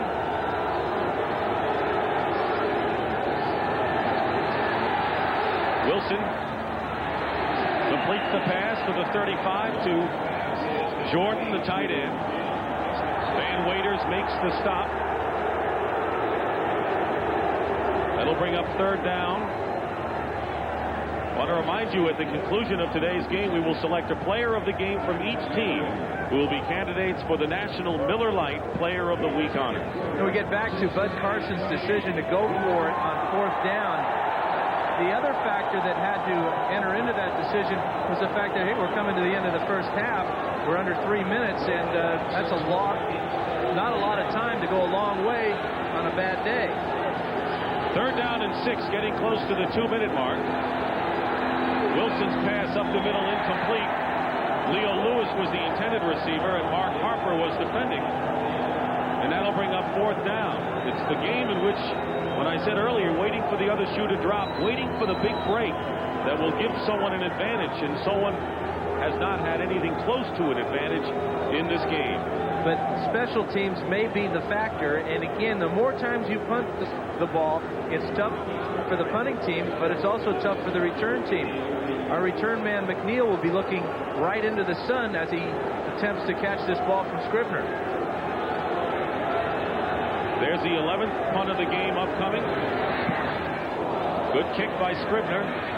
Fair catch by McNeil.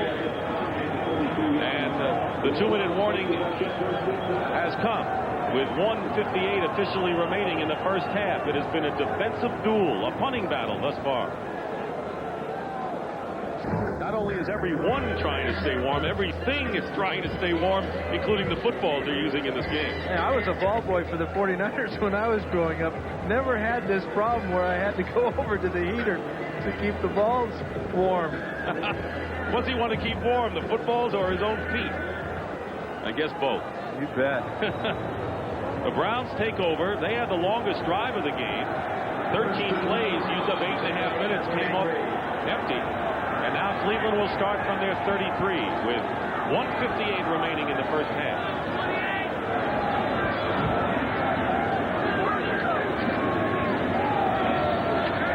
Barry Redden picks up about 3. Henry Thomas and a fumble. And the first break of the game, we'll wait for the official call. They've already given it. The Minnesota Vikings have recovered. Barry Redden, with his first carry, coughs it up. Redden hitting off the right side. He gets hit right there, and then it looks like Merriweather comes through and knocks it out. And the man on the ball might have been Studwell. Well, definitely was a Viking. So Barry Redden, the man who they wanted to use today as a tailback after being a backup fullback, fumbles the ball, and the first break of the game. The Minnesota Vikings recover a fumble and have the ball on the 36-yard line of the Browns. With 1 minute and 49 seconds remain, and they have all 3 of their timeouts remaining. Now they're going to take a look now at the replay. Fritz Graff is the replay official to see whether the ground caused the fumble or not.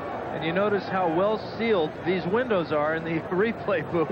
And they're on the roof, and they should be sealed, because if they weren't, they would be getting the wind. Take another look at the fumble as Merriweather knocks it out from behind. Tough to tell if his knees are down or not, but Studwell sees it, and he jumps on that ball. Feeling is he fumbled. That's the impression I would get, that he coughed it up. And the officials on the field made the call. I'm not sure we have enough evidence to overturn the call that was made on the field. That's the way our view is.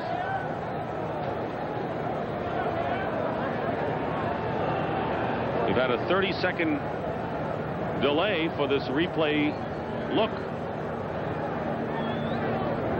This might show us from the end zone. Redden. Here comes Merriweather and John Galvin. There's the ball, but it's still very difficult to tell if he was down before it popped loose. This is what we saw originally. Here it comes.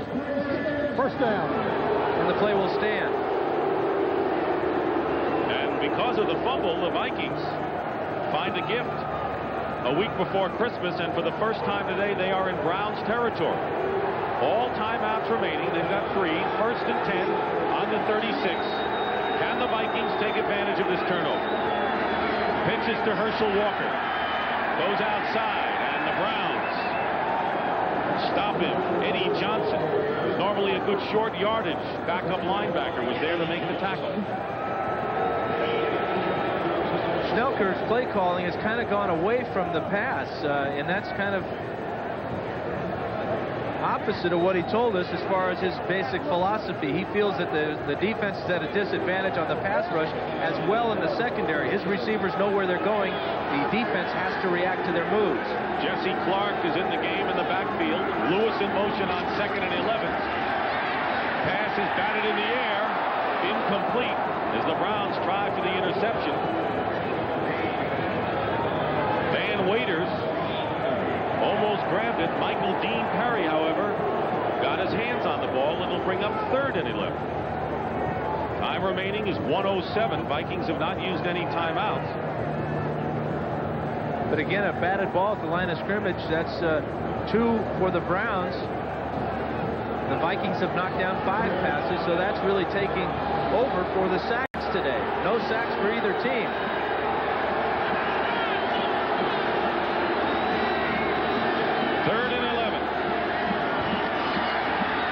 Wilson gets time, and his pass is tipped and nearly picked off. And it was Tony Blaylock, a nickel back, who knocked the ball away. And the Browns have held, bringing up 4th down, and they may be in the same position now that the Browns were earlier when they went for it on 4th down. Well, Wilson again gets away with one here because this should have been intercepted by Blaylock. A couple of bad decisions on Wilson's part here, and if Blaylock doesn't lose his footing, he comes up with that interception and may have gone all the way for the touchdown. Jim Gustafson was the intended receiver, so on 4th and 11, just as the Browns did a few moments ago, they went for it on 4th down instead of kicking.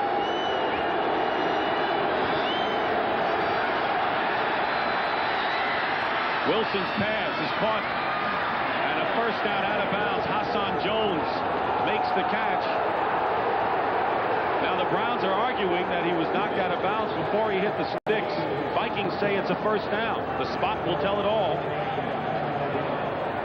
But what Jones does at the end of this play is he walks the tightrope down that sideline, and I believe that this is a good call. It appeared that he had it just by a couple of inches. Here's the grab. Now watch, he's about 3 yards shy of the first down.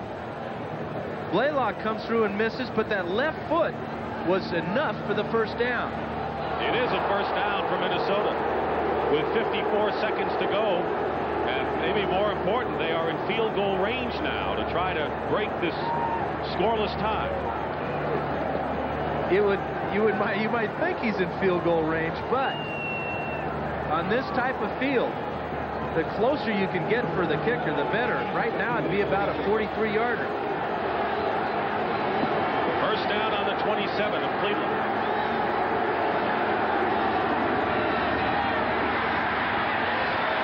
Wilson going up on top for Lewis and nearly picked off. Thane Gash, the free safety, as Wilson went to Lewis, who was double covered by bigger defensive backs. Lewis, a short receiver. Well, he is double covered there, but watch how he breaks on the ball, gets his right hand on it, knocks it up in the air and just out of his own grasp. But again, I wonder why Schnelker and the Vikings and Wade Wilson haven't thrown any passes to Anthony Carter yet. Rich Carlos getting set in case he's called upon. He is 6 for 8, by the way, outdoors in field goal attempts this season. 2nd and 10 at the 26. Wilson looking for help, throws it away. Clark was the receiver, but he just threw that ball away, and that'll bring up 3rd down. And if you're wondering, right now a field goal attempt would be from 44 yards. Time, 39 seconds remain in this scoreless first half. And getting back to Anthony Carter, he is now 100% healthy for the first time all year. In fact, the last couple of weeks he's been running around practicing every day and feeling like he wants to contribute. Had a nice game last week against Atlanta. Big game against the Bears, but he has been missing in action so far today. He's defended by Frank Minifield. 3rd down and 10.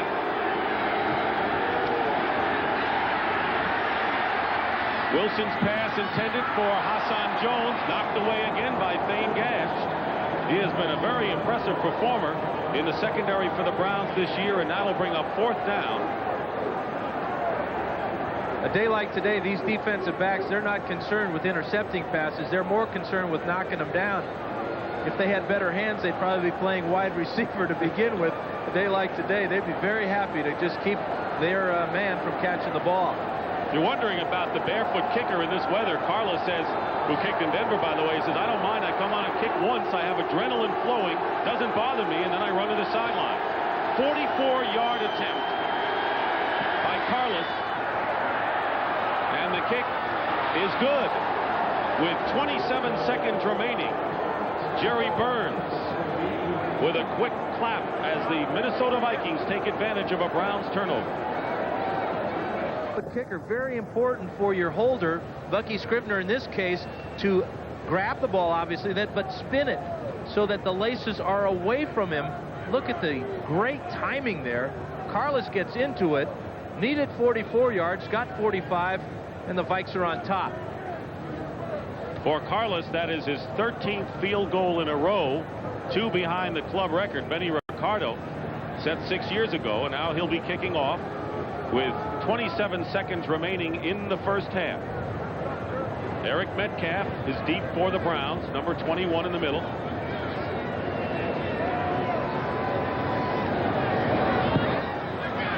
Then they kick it on the ground. Browns trying to hold on as a loose ball. And the Vikings have recovered another kick. Both officials now signal that it's Minnesota ball with 24 seconds to go on a smart short kick by Rich Carlos, and another turnover here.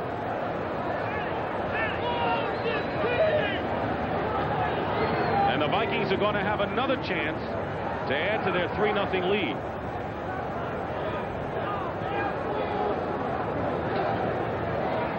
Carlos on the intentional grounder there. Barry Redden can't quite come up with it. The ball is now on the ground. See who the first man on top of it is.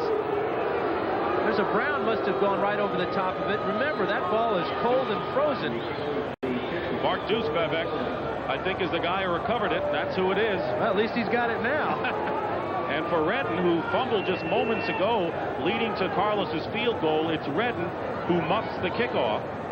So 2 turnovers by Redden, as it turns out, gives the Vikings another opportunity. They're on the Brown 40, 1st and 10. They still have all of their timeouts, but time running out.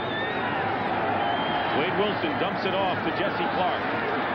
And Clark gets ahead of steam inside the 30, and the Vikings will use a timeout here. A gain of 12. Clay Matthews made the tackle on Clark.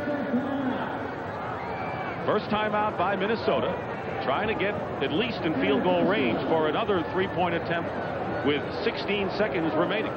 And if we go by what Carlos just accomplished with that 44-yarder, the Vikings need about 5 more yards to get him within that range. But that face there, that face to me says wind chill factor. I thought you were going to say it's the map of Ireland. Barry Redden with a couple of miscues here in the waning moments of the first half, giving the Vikings a lead and another opportunity here. They have 2 timeouts left. Ball is on the 28 of the Browns. It was almost as if Carlos had a string on that ball. When he kicked it, it went down there, teased Redden a little bit, and he yanked it back, and the Vikings came up with a recovery.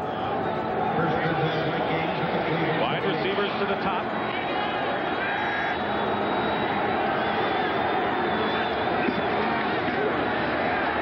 Wilson's pass knocked away, intended for Carter, and it was Mark Harper who got there at the same time as the ball and made the defensive play.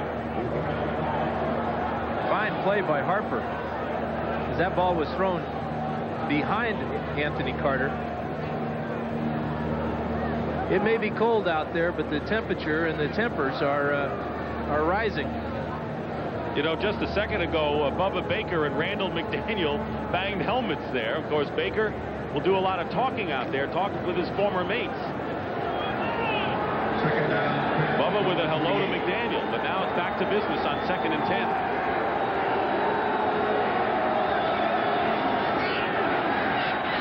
Wilson going up on top again, and the pass nearly picked off. Again intended for Carter, and Tony Blaylock had position on it and is trying to appeal to the officials that Carter might have interfered with him. Well, the Vikings are trying to get the ball to Anthony Carter, but 2 plays in a row, this one by Blaylock, one before by Harper, have kept him shut out so far. You just can't cover a man any better than that. The ball was again underthrown, and that'll bring up a long field goal for Rich Carlos. 45 yards, one more than the successful field goal a moments ago.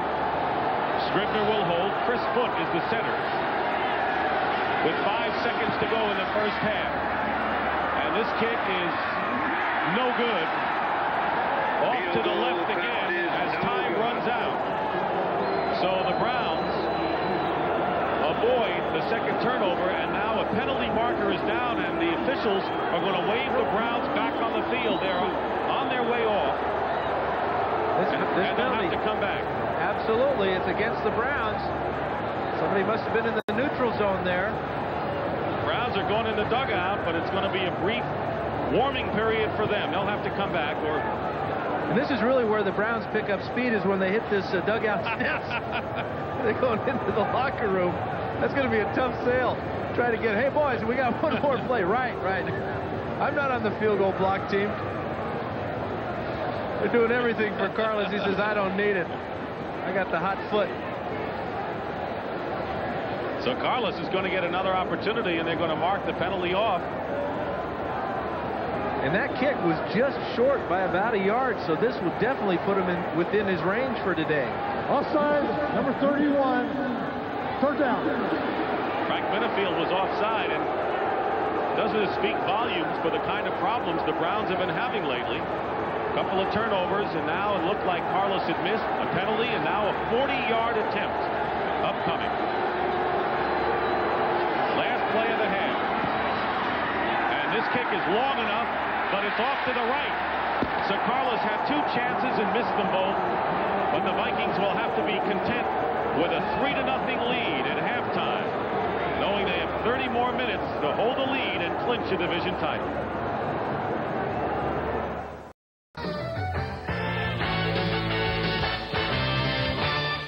Welcome back to our New York studios, everybody. Now, after next weekend, the Chicago Bears are going to find themselves in an unaccustomed place this time of year. They're going to join you at home, watching the playoffs on TV.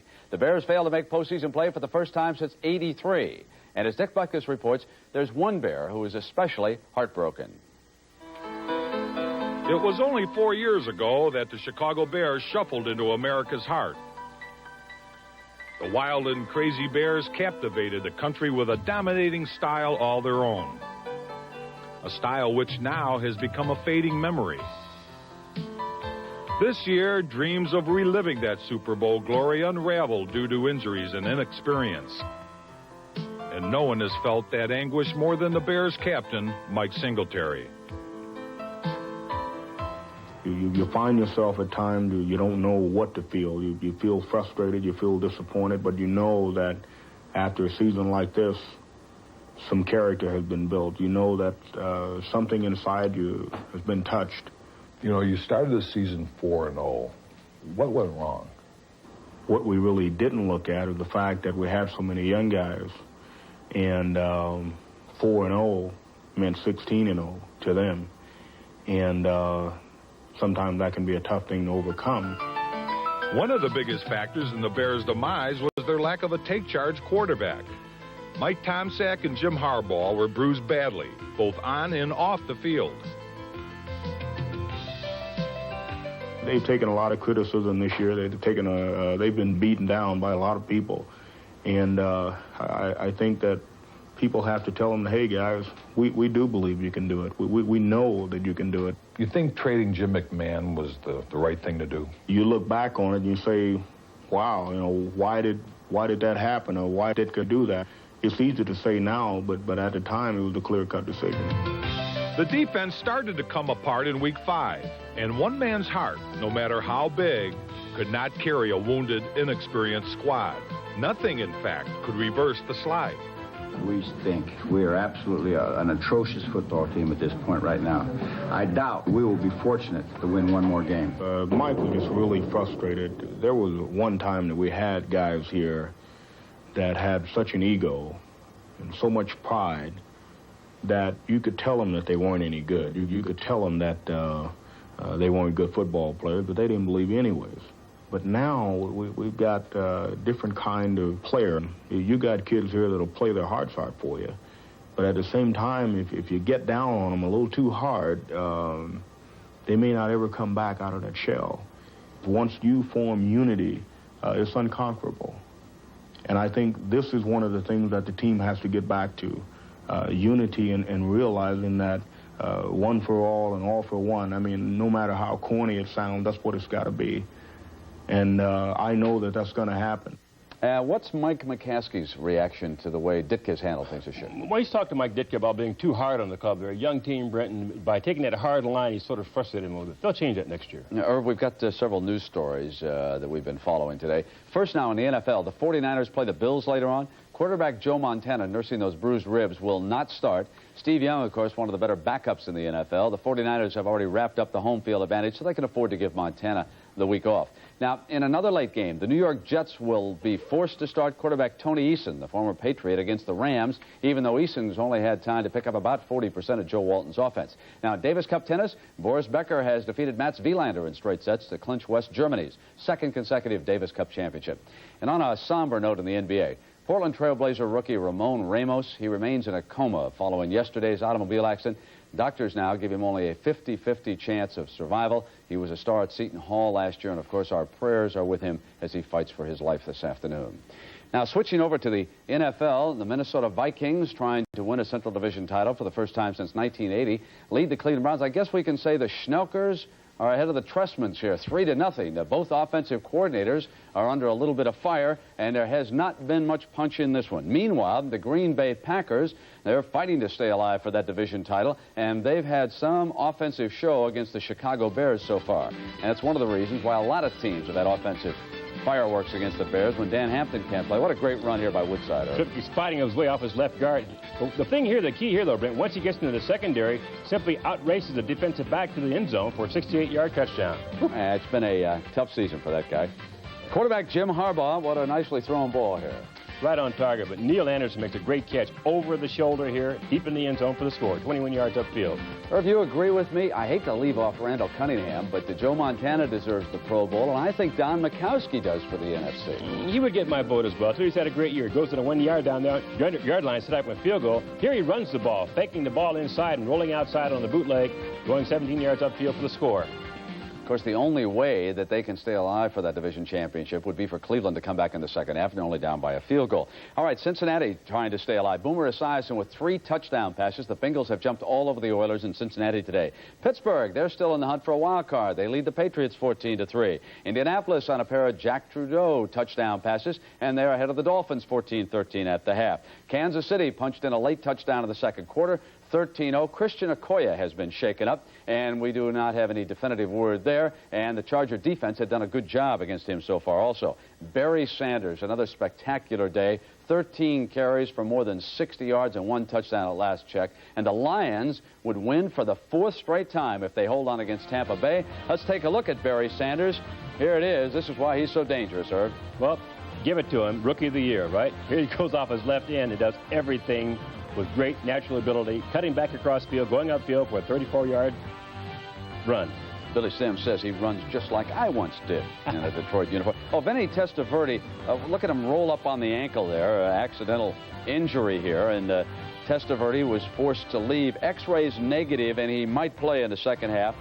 Here is Sanders' touchdown run. No question about Rookie of the Year, is there? Well, he gets everybody's vote, right? No question, you're right. And we'll continue with the NFL today right after these messages from your local stations.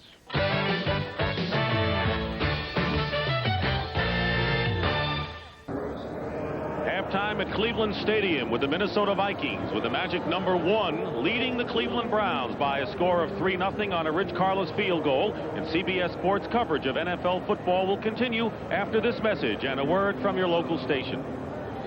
We're back at Cleveland Stadium with the Minnesota Vikings leading the Cleveland Browns 3-0 at halftime in a defensive battle, taking advantage of the 1 turnover by the Browns, a fumble by Barry Redden. The halftime statistics, 96 to 85 yards. Minnesota has the advantage. The turnovers have been key so far. 11 punts How about the running game thus far? Not much of one, particularly from Cleveland's standpoint. They have gained only 5 yards on the ground thus far, and you expect that kind of a game. Well, it's halftime, and people are freezing out here. And, of course, for my partner, I always think of him. Dan, I've got for you the official Bernie Kosar chocolate bar for energy during halftime. You got something to wash it down with? Well, I did. Prior to the game, I had this glass of water just sitting on the ledge. And now, that's all that's left. Drips and drabs, huh? Bunch of ice. All right. What about the game now? And, you know, turnovers can affect this game. It looked like both defenses were outstanding. I think Cleveland's defense may have been better than Minnesota's with a terrific play in the first half. Well, it's amazing that we haven't had any sacks, and coming into this game, that's what both of these teams really favored. But the field has played such a big part in that. There's just no way they could get any pass rush. So we've seen a lot of bad balls down. So the big problem for both teams is that how do you establish anything on the ground? Obviously, the Browns are having all types of trouble. They went with their 2 big backs, and it cost them a turnover when Barry Redden fumbled. If you were in the minds of one of the coordinators now, Bob Schnelker on one side and Mark Trestman, who's been under fire here in Cleveland, let's start with Trestman. What do you see may not be right with the Cleveland offense? And if you were Kosar and Trestman, what would you go with in the second half to try to break the logjam? I think one thing you got to do is get Bernie back into his rhythm. Get back there with a 5-step drop and start throwing some shorter passes. I think they can just about forget about that running game because they're not going to get anything on this turf. And they're also running the risk of having another fumble because Kevin Mack has had a history of fumbling, and we've already seen Barry Redden leave one on the ground. So it's very important for Kosar to take control of this ball game, and it's important for Trestman to trust Kosar to have that ability to win this game for the Browns. They're only down 3-0. It might as well be a tie score. Could have been 6, of course, as Carlos missed the field goal, got another chance on a penalty and missed that. And so now we're set to go. The Vikings returning the kickoff. And Herschel Walker at the 5-yard line. Bangs off a couple of defenders and is down at the 21-yard line. And that's where Minnesota will take over as we start this second half. Wade Wilson, 5 for 21, 64 yards. Yeah, this is not the type of day for a quarterback to achieve any incentive clauses in the old contract. Day of survival for quarterbacks. They're just looking for the win. The rating may drop for Wade. The win is what they're looking for. 1st and 10 on the 22-yard line. And the handoff is to Walker for a couple of yards. Robert Banks, the defensive end, makes the tackle for the Cleveland Browns. You're wondering about the Browns wearing brown uniforms. You know, for so many years they made their reputation in the whites. You know, when Otto Graham was the quarterback and Dub Jones and Donnie Lavelli. And we had found out before the game that the fans prefer the Browns wearing the brown uniforms. And the fans will have their way 4 out of the 8 home games. And this is one of them. Chris Pike, the big 6'8", 290-pounder, is now in at defensive tackle with Tom Gibson at end. 2nd down and 8. Did the Vikings draw the Browns offside? Somebody shivered on the offensive line. Boy, those officials, eagle eye. It's against the Vikings. Suck it down. Loudermilk, the center. He moved the ball. Yeah, he did. There's just behind the defensive line there, just a little flinch.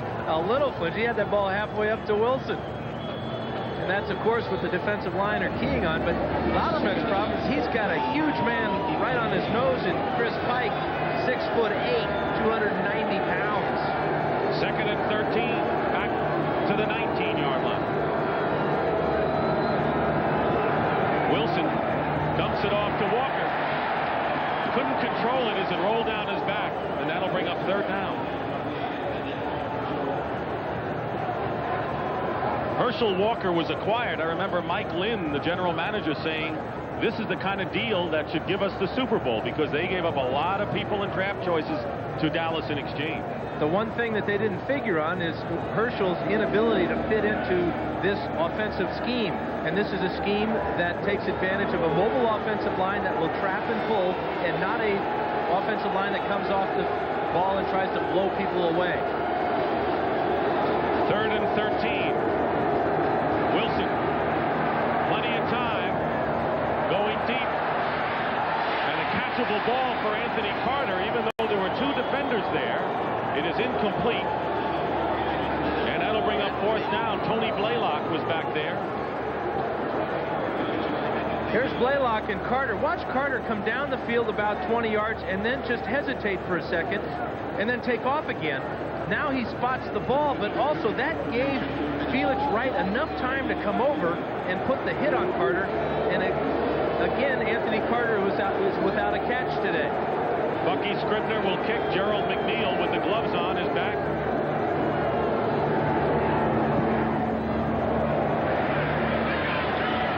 McNeil.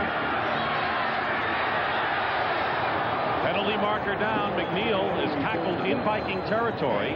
Returned to 10 yards, but we may have an illegal block against Cleveland on the return. That would send them back into their own territory. Tell you what, the score 31-0 Cincinnati. The Browns have an opportunity here. Illegal block in the back. Number 26. 10 yards. First down. Keith Jones guilty of the penalty, but the Browns still have good field position. So with Cincinnati rolling all over Houston, the Oilers with a chance to wrap it up today, the Browns have a golden opportunity. We'll be back. Early here in the 3rd quarter, Dick Stockton and Dan Fouts. The Vikings lead the Browns 3-0. Minnesota trying to clinch, needs a victory. Green Bay is up 27-14 on Chicago.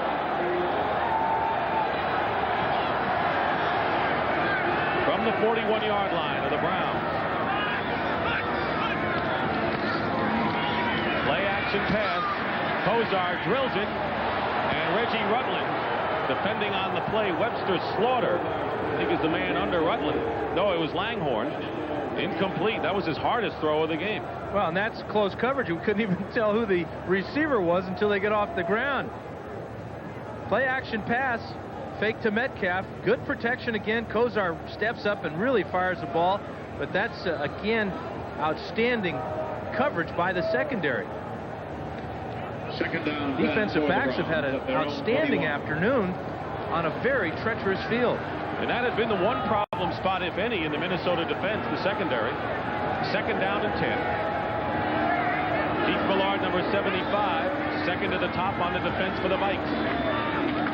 On a delay, here's Langhorne on a reverse from Metcalf. And Langhorne is out of bounds at the 46-yard line.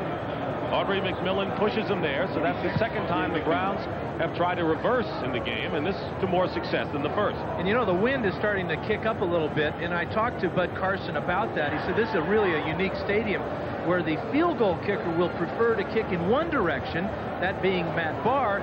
His quarterback, Kozar, wants to throw the ball in the other direction, so I asked him, well, who do you listen to?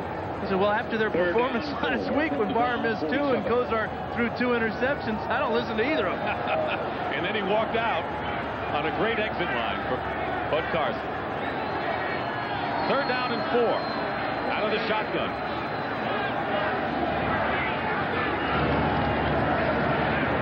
Kozar looking, getting rushed, and Millard has the first sack of the game for either team. As Kozar had no receivers to throw to. Didn't lose many yards on the play, but that'll bring up 4th down, and the Browns will have to kick it away. Well, Millard is staying at home on this pass rush.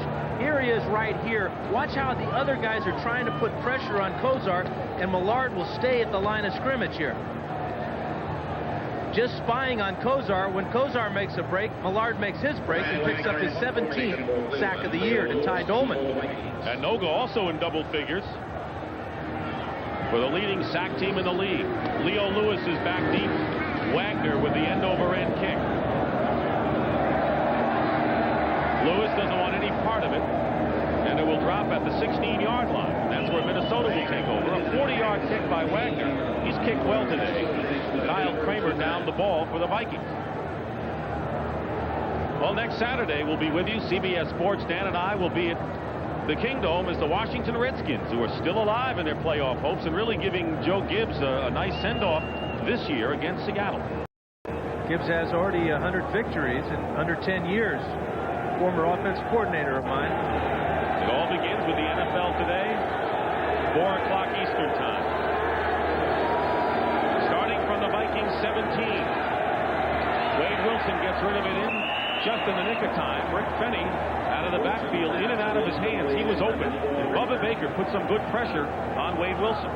Working against Tim Irwin here, number 76. And he describes Irwin as a big grizzly bear type of guy. Well, maybe Irwin needs to be a polar bear today because Bubba Baker got around him very easily. And again, drives Wilson into the ground. Every time a quarterback gets hit on a day like today, one hit is almost like two. You get hit by the player and then the ground. Double jeopardy. 2nd and 10.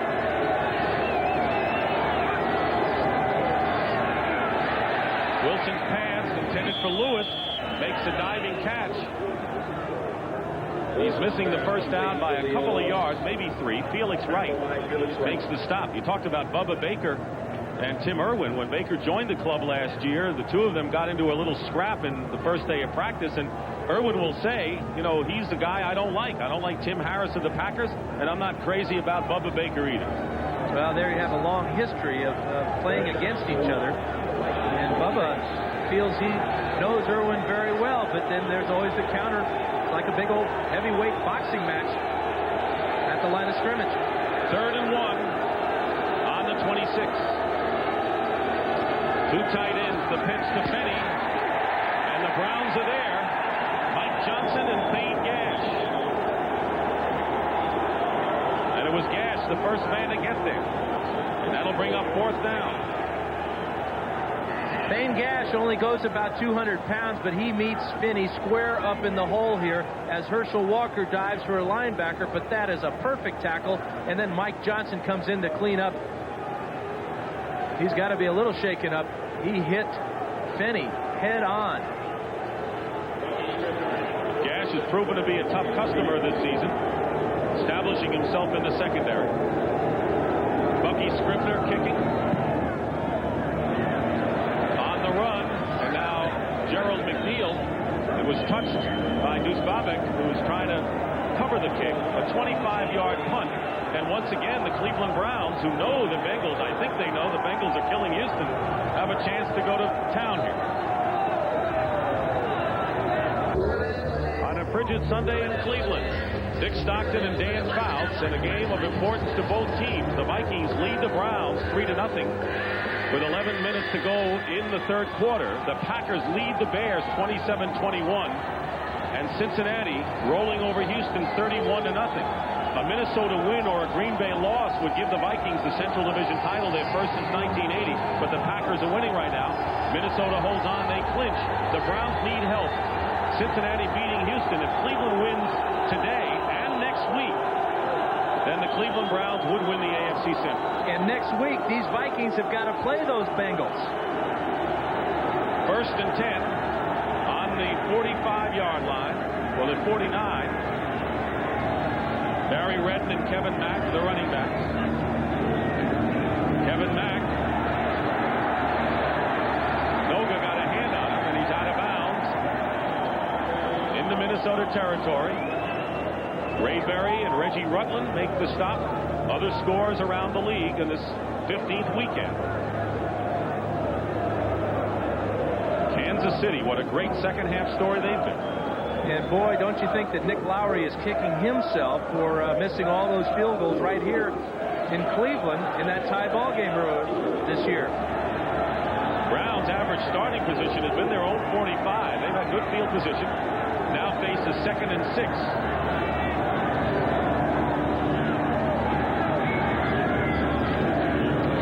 Kozar with a quick toss. Ozzie Newsome, the veteran tight end, has a first down inside the 30-yard line. Travis Curtis on the stop. Newsome playing his last home game after a brilliant 12-year career with the Browns. Well, this is what the Browns have to do, get Bernie back into his rhythm. Here's Newsome straight off the line of scrimmage on the hook pattern. 5-step drop from Kozar, and Newsome just won't get any more open than that. And that, getting the ball to Ozzie Newsome on Ozzie Newsome Day has got this crowd fired up. 19-yard pickup. He's caught more passes than any tight end in NFL history. First down on the Viking 29-yard line. Barry Redden hits a stone wall and is thrown for a 2-yard loss by Al Noga. That 29-yard line was the deepest penetration the Browns have enjoyed today. Outstanding effort by Chris Dolman. He demonstrates that he can play the run as well as rush the passer. Frozen field at Cleveland Stadium.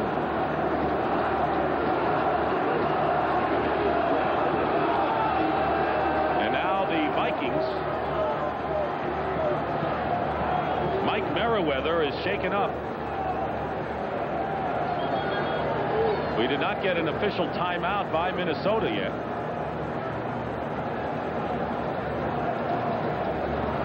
No signal was given. Merriweather, who is free agent, picked up by the Vikings from the Pittsburgh Steelers. Talk about acquiring Herschel Walker with Walker and Merriweather. The Vikings made two big moves on both sides of the ball this year that they'd hope would get him to the Super Bowl, and Merriweather is hurting, and he'll come out. Yeah, Merriweather was the missing link #1 to that championship puzzle. Herschel Walker comes over. He's the missing link #2. As you said, one on each side of the ball. There's a friend. A couple of good-looking guys. Which one? the guy in the beard. Yeah. Mark Dusbabek replaces him in the lineup. Merriweather is out of there. You notice the plastic on the whistle there. On a cold day like today, if that were metal, that might stick to the referee's lips. And wouldn't that hurt? Well, everyone has to look out for himself on a day like this. Even the officials. Twisted right knee for Mike Merriweather. They're working on him on the sideline. 2nd down and 12 for the Browns.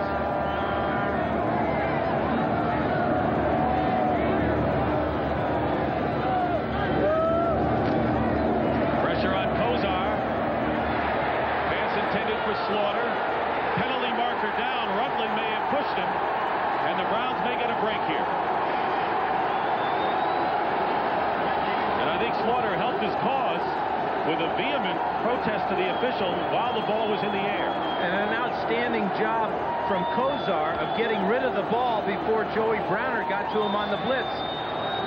Saw the man-to-man coverage in the secondary and gave his receiver a chance to get to the ball. Pass interference, number 48, first down. You know, last week we had an official also facing away from us, giving the call. Here's Rutland with the right hand out there, and that's all the referee needs to see to call the pass interference, and that'll put the ball on the 5-yard line. A 26-yard penalty against Reggie Rutland, and now the Browns with a big opportunity here. 1st and goal on the 5-yard line. Two tight ends, Ozzie Newsome and Ron Middleton. 9:07 remaining in the 3rd quarter. Vikings lead 3-0. And offensive tackle Paul Farron will move to a tight end position as Ricky Bolden comes in to play left tackle. Kevin Mack and Tim Manoa, two big backs out of the eye.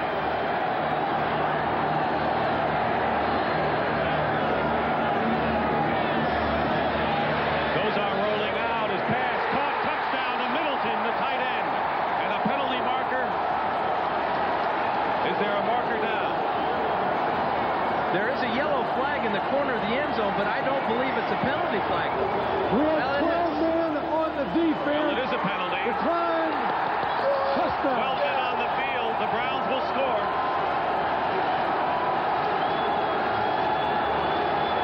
Lloyd Peters, the defensive coordinator of the Vikings. Well, Kozar comes out. Not much of a play-action fake here. He doesn't really need anything. What he's battling here is the 12-man prevent defense, and even the extra guy can't keep Middleton out of the end zone, and a big touchdown for the Browns. Not only is it Middleton's first touchdown reception of the year, it's his first catch of the year. Pretty good average, yeah. That's not a bad average. A journeyman tight end makes a big play, and now Matt Barr with Mike Pagel holding. Try to give the Browns a 7-3 lead.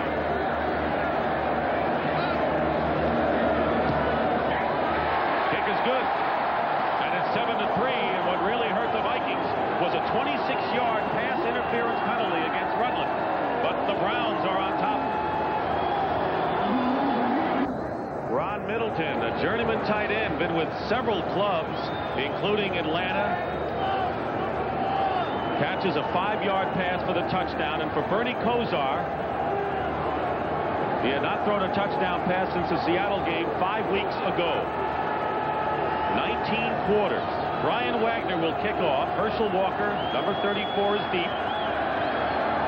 7-3, the Browns lead. And a very short end-over-end kick. Bobbled by Alfred Anderson. Picked up. Vikings have it. First down.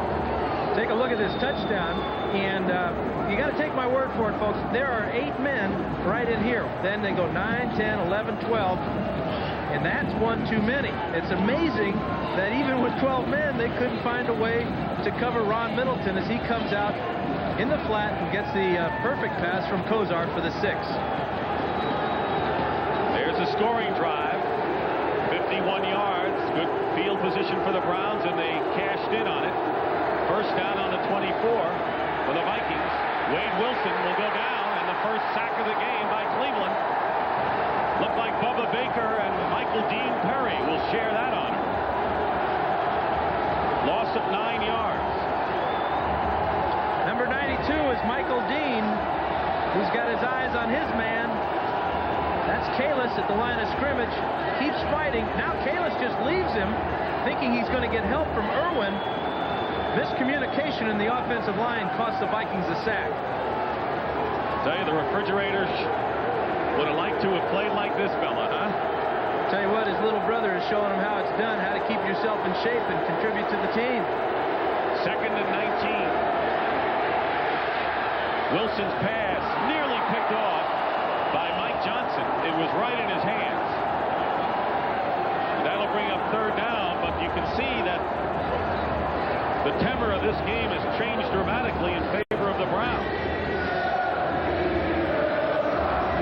You really feel that the entire momentum is swung in favor of the Browns. A turnover now, and the Browns capitalizing with any type of score could be fatal to the Vikings. 8 minutes and 20 seconds remaining in the 3rd quarter. 4 wide receivers on 3rd and 19.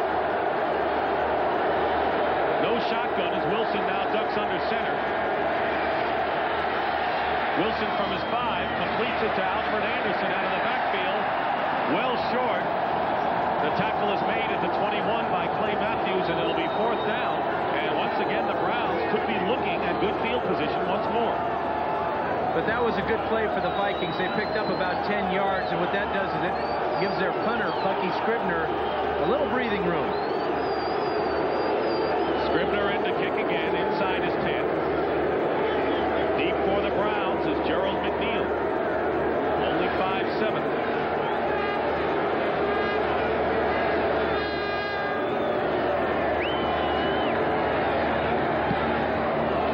Good kick. Sails over the head of McNeil. And will be now at the 36-yard line. And that's where the Browns will take over. Next Sunday, a big NFL doubleheader on the final weekend of the season, 1 o'clock Eastern. All begins with the NFL today. Green Bay at Dallas, the Rams at New England, Phoenix at Philadelphia.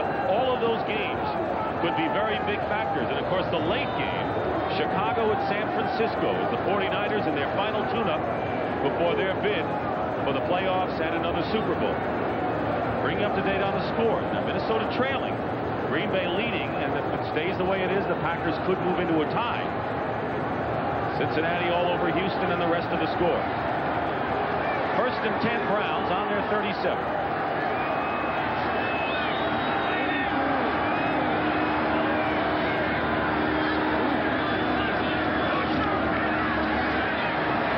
Kosar's pass. Caught by Kevin Mack out of the backfield. Not for a lot of yardage, but in any event, it looks like Bernie Kosar has his rhythm. Scott Studwell makes the stop on Mack. The one thing about Kosar is he is a competitor, and I think that the tougher it gets in a ball game, this fella really rises to the occasion. Has had an outstanding career already, and has only been in the league a couple of years. 2nd and 6. On the 41.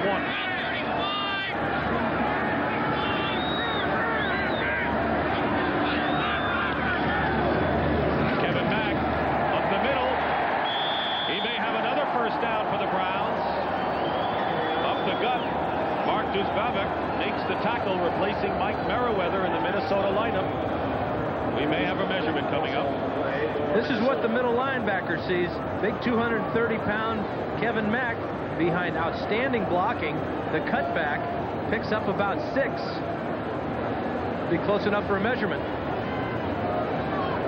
Time remaining is 6:27 in the third quarter. Carlos's field goal gave the Vikings a 3-0 lead late in the first half. They're short by that much. And then Ron Middleton caught a 5-yard pass from Bernie Kosar here in the third quarter. That's been the only scoring in this defensive battle. Question is it a defensive battle or the offense has been struggling? Maybe a combination of both. Well, with the field conditions, the wind chill factor, and all those things really benefits the defense. Talk about a prevent defense. Everything is going against an offense on a day like today.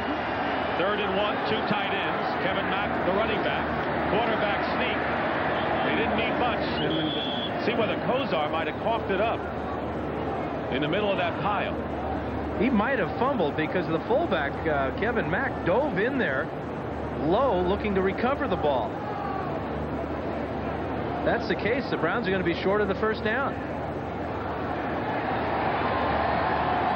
Yeah, it looks like Kevin Mack is down at the bottom there with the football. And they actually lost a little bit, maybe a few inches. That'll bring up 3rd down. They certainly lost. You have to wonder, and you have to wonder about the play selection there, going with Kosar on the quarterback sneak instead of turning around and handing it to your big fullback. So it's 4th down. They had 3rd and 1, and a quarterback sneak fails, and Brian Wagner comes in. Well, the momentum had shifted over to the Browns side, and they were driving nicely, but they miss a 3rd and 1 on a quarterback sneak, and now the Vikings have a chance to grab it back. Really a questionable call there. Tough for the quarterback to get any momentum after taking the snap, and in fact Kosar dropped the ball on the ground. Lucky for the Browns that Mack got on top of it. Leo Lewis goes back. Wagner will kick, especially after that run by Kevin Mack up the middle. Prior to that,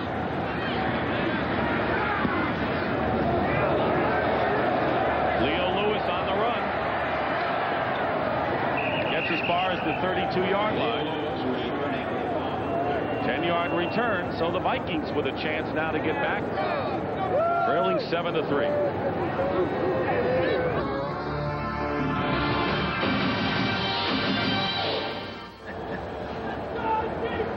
Santa Claus has come to town.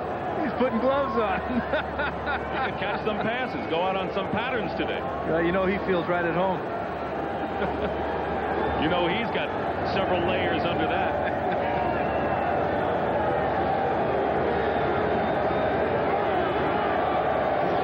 Browns, we understand, are 9-0 whenever Santa Claus is present. He ought to come out in September. 1st and 10 Vikings on their 32. Wilson on 1st down. Anthony Carter makes the catch. Close to 1st down yardage. Mark Harper, cornerback, makes the tackle. Well, the Vikings finally get Anthony Carter single covered out here, and this is a perfect throw by Wilson as Harper is very close, but that ball was to the outside, just like you're told to do it at old quarterback school. First catch of the game for Anthony Carter, who leads the team. But basically, the Browns have done a terrific job in stopping the Vikings. They've even improved on a fine season average of yards allowed. 2nd down and 1. Bursting forth for the 1st down is Herschel Walker. Time remaining 4 minutes and 35 seconds in the third quarter. 7-3, the Browns lead. Talk about controlling your destiny. With Cincinnati rolling over Houston, the Browns can control it by winning today and then winning next week. And it appears that the Bengals are not going to let their AFC championship of last year go without a fight. Having a fabulous afternoon against the Browns, they'll be tough next Monday. Doesn't surprise anyone. 1st down. Here's a reverse to Carter. Carter will get to midfield and into Cleveland territory, and he is run out of bounds. So after after a couple of reverses by the Browns, the Vikings try it and gain 16 yards. Carl Hairston and Felix Wright pushed him out of bounds.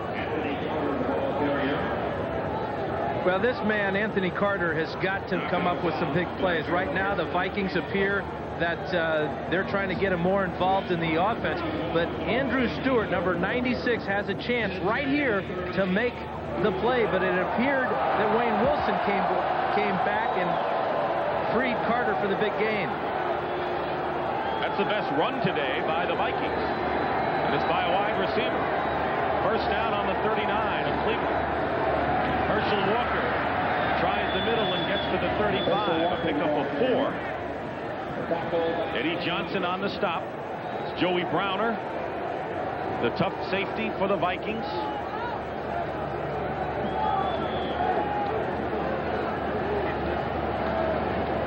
You know, the momentum is going back and forth, ebb and flow, but on a day like today, we've got too much ebb and not enough flow for these offenses. 3 men up front. They sent 8 men back, 2nd and 7.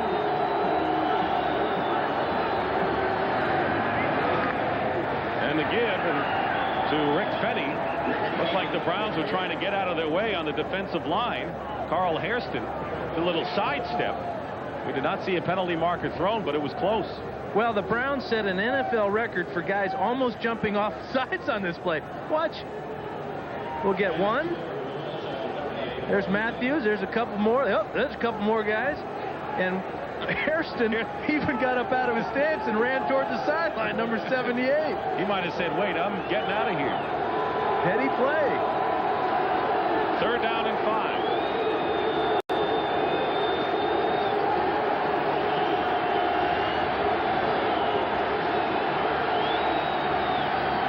Wade Wilson's pass. Incomplete, penalty marker thrown from the secondary. Jordan, the tight end. And that's going to be offensive pass interference against the Vikings as they sent 2 wide receivers down inside to pick the coverage. Gustafson. Number 80. Jim Gustafson. He had help, too. They're trying to spring Jordan out in the flat. Brought both wide receivers down inside and got caught. He came in motion into the slot. And that's the penalty. Happens on 3rd down and 5. So a decision here for the Browns on whether to accept the penalty. Number 80, offensive pass interference declined. 4th down.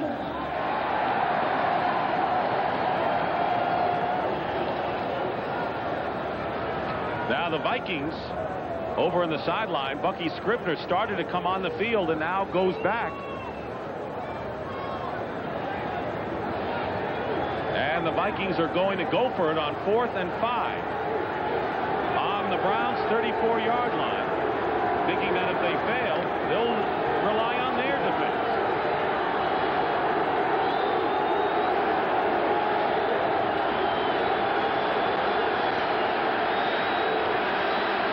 And the handoff up the middle. Alfred Anderson. Close to the 1st down. And he's got it. So on a 4th down play, a good call to Anderson up the middle. This is the strength of this Viking team. Watch the trap block here from Randall McDaniel, number 64. That frees Anderson up the middle. Tremendous collision from Thane Gash there, but Alfred Anderson strong enough to bull forward and just pick up the 1st down. Anderson's first carry of the game. He had missed the last 5 with a sprained right arch. Made the most of his 1 carry. 1st down on the 29. Wilson up the middle to Fenny. Fenny will get it to the 26-yard line. Thane Gash on the stop. Clock running. Nearly a minute and a half remaining in the 3rd quarter. Browns lead 7-3. The Vikings, with a victory, would wrap up the NFC Central Division, even if the Green Bay Packers hold their lead. Houston losing. Pittsburgh is still alive, and Miami, that would be a big setback for them. San Diego making it tough for Kansas City. And if the Lions come on. 2nd and 7. Herschel Walker up the middle. He'll score. Touchdown Vikings. 26 yards Minnesota regains the lead. Well, maybe Herschel Walker is getting the hang of this trapping offense, because this is, again, a trap play right up the middle. McDaniel coming down, blocking on Bubba Baker, and now there's nobody as Walker breaks the tackle of Wright, the tackle of Gash, and gets in the end zone.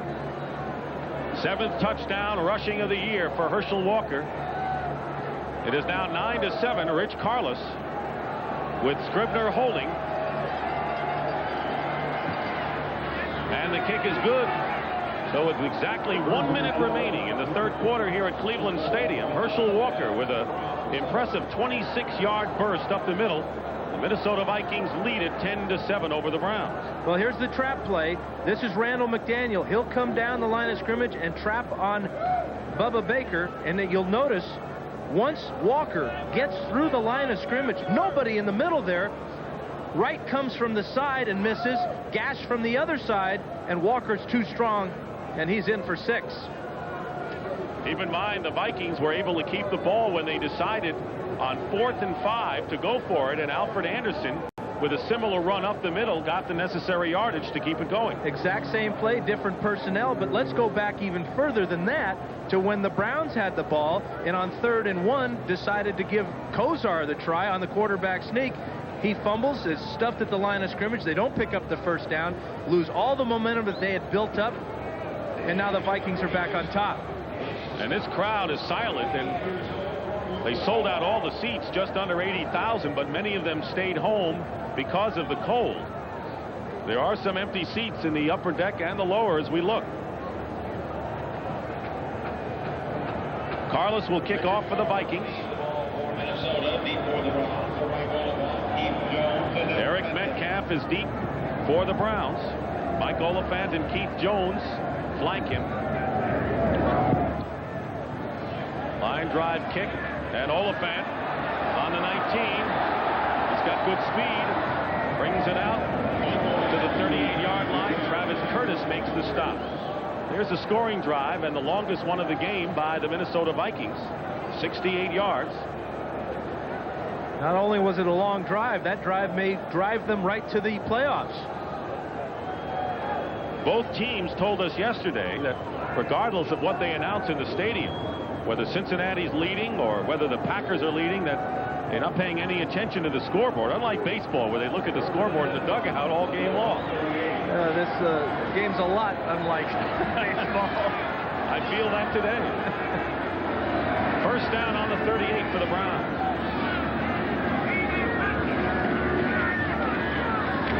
Kozar has it tipped.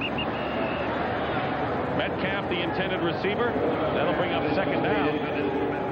Dan, I think if there are any questions surrounding the Browns offense, and there are many of them, I think that if the Browns falter the rest of the game offensively, I think those questions will really arise, because they did take control, as you said, momentum-wise and on the scoreboard. Well, the problems, a lot of people are starting to point the fingers at the offensive coordinator, Mark Trestman, and he's under a lot of fire here in Cleveland. He'll have to answer questions about that quarterback sneak, I'm sure. 2nd and 10.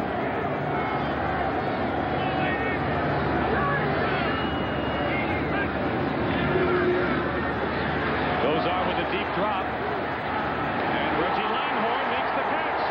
Langhorne can go all the way. And he will. The Browns score and take the lead again.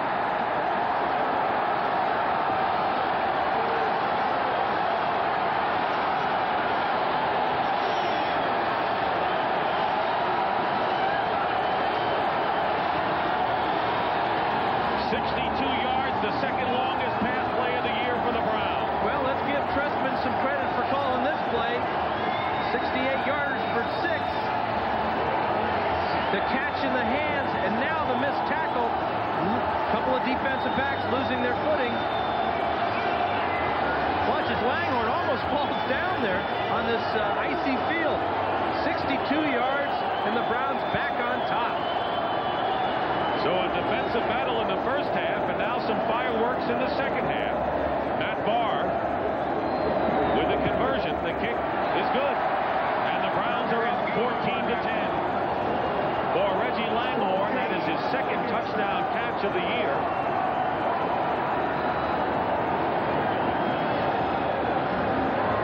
That's twice as long as his longest catch of the year. So the Browns showing that the offenses really do have the advantage on a field like this if you can get the ball to them.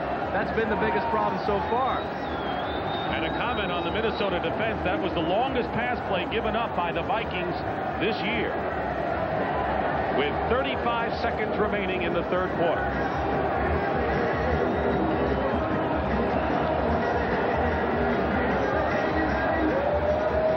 Langhorne with the catch. Joey Browner missed the tackle, and the dog pound is having a ball.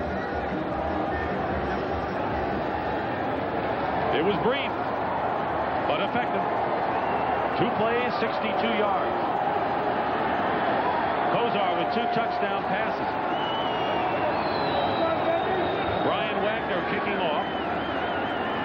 Herschel Walker is the deep man for the Vikings.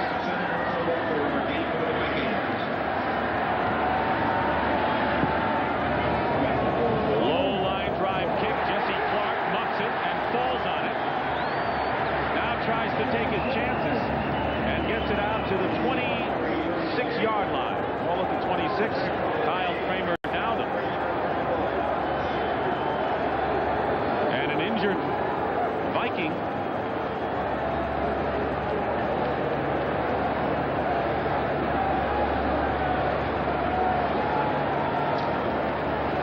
Mark Rodenhauser. Shaken up. It's one of those guys in the wedge. And on a day like today, that's not a job for me. You didn't like even playing quarterback in weather like this. Who told?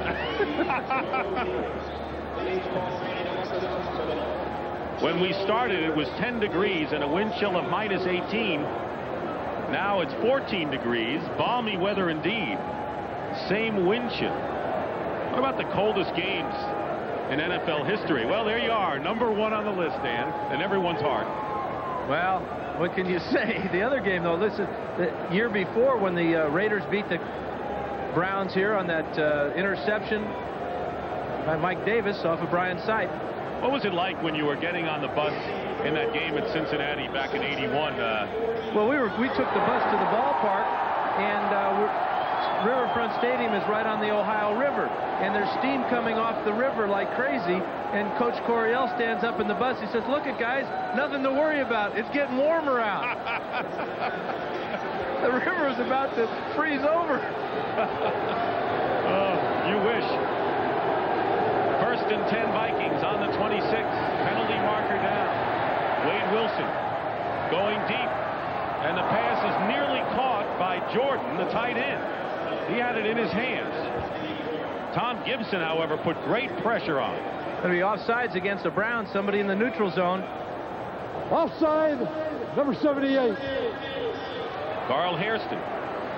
Hairston, a 14-year veteran, and the Browns told us he might tend to tire as the game goes on. That's why we could see Chris Pike as we move into the latter stages of this contest. But one thing Hairston has done in the offseason is he has dropped some weight, and that's because of this new scheme that the Browns are playing under Bud Carson, where the premium is no longer on weight and brute strength. It's on quickness and speed.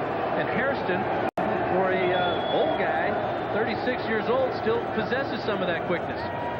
You saw Pike. He has been in the game, not in Hairston's position, but he's been in there at defensive tackle.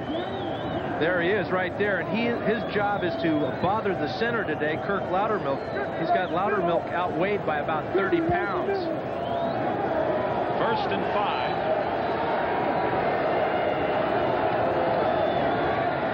Wilson's pass caught by Carter. He's got enough for the 1st down. Mark Harper making the tackle. The final seconds will tick off in the 3rd quarter. Browns defense have played very well, and Harper has done well in place of the injured Hanford Dixon this afternoon. And that's the end of the 3rd quarter with the score. The Browns 14, the Vikings 10. We now pause for a word from your local station.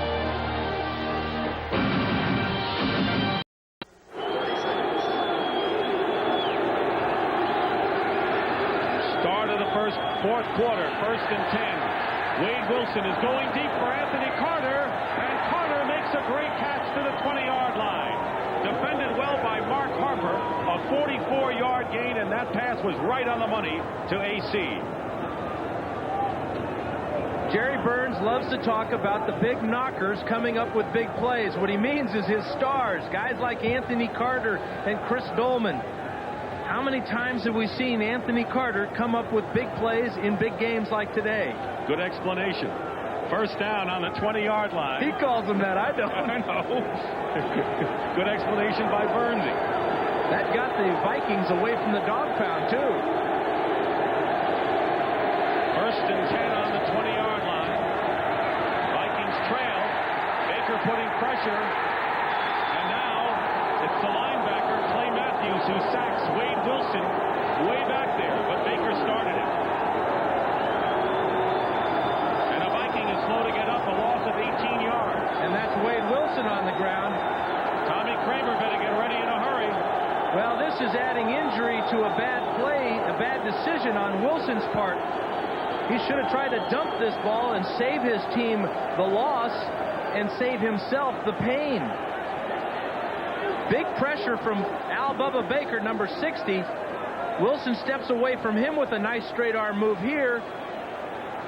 But that's where he should have dumped that ball and not taken this huge loss. He came into the game with a sprained ankle. We're not sure what they're looking at now, but Clay Matthews, he's been to a lot of Pro Bowls because of plays like that.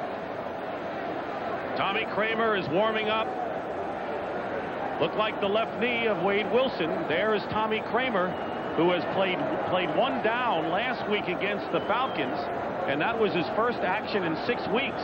So what's it like for a Tommy Kramer in this kind of weather, sitting around all game, to have to come in now? Well, you're seeing how difficult it is. He probably can't even feel his throwing motion right now. There's no way he can throw enough passes on the sidelines now to get comfortable, to get warm. He's got to worry about taking snaps, all those type of things. You see, he's not wearing gloves. He's just trying to stretch out a little bit. Not easy for a 34-year-older to get pushed into a game of 18-degree wind chill factor. Well, Burns is coming onto the field. You know, the last time the Vikings won a division title, which you've seen on the NFL Today in the beginning of our program back in 1980. That's the last time they won a divisional crown. Tommy Kramer threw that touchdown pass to Ahmad Rashad to beat the Browns on the next to last week for the victory. And a lot of history between these two ball clubs. The Vikings this year are celebrating their 20th anniversary of their first Super Bowl appearance.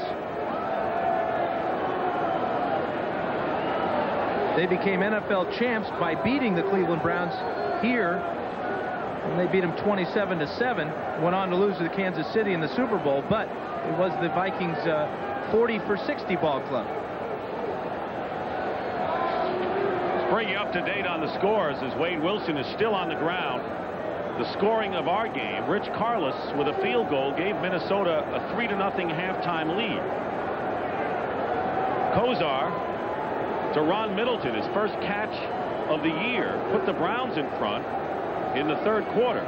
The Vikings countered with a nifty run by Herschel Walker up the middle to regain the lead, and then the Browns quickly struck back on a 62-yard Kozar to Langhorne hookup, and that's where we are. The Vikings are using the timeout, their first timeout of the second half, as Wilson goes out. I remember the Chargers played in Minnesota in that outdoor stadium they used to have, the Met, and I sprained my ankle in the ball game, and I went over to the sidelines. First of all, let me tell you, it was 12 degrees out, about as cold as it is today. Went over to the sidelines, and the trainers cut off the tape, and they're looking at the ankle, and they decided to put an ice bag on my ankle. I said, fellas, sure, why don't I just air it out here today? Is the ice really necessary? So Wade Wilson leaves the game, and Tommy Kramer takes over. Toughest thing for Kramer right now is to just take the snap from center. Second down and 28. And Kramer fires it away. Great pressure. Clay Matthews and Michael Dean Perry on the pressure. Let's get a scoring update around the league now from Brent Musburger. Brent? All right, Dick, the Chicago Bears are trying to do the Minnesota Vikings a favor, but Jim Harbaugh throws it away going in for the touchdown, and the Packers are clinging to their 2-point lead in the fourth quarter. Back to Dick. You can't beat the drama And the final weeks of an NFL season with so much riding on every game. Packers winning a Viking loss would keep Green Bay alive, would even up that division. Third down and 28. 4 wide receivers. Kramer up the middle, nowhere near Carter, who is short, and that'll be 4th down, and Minnesota will have to kick. An injured left knee is the report on Wade Wilson.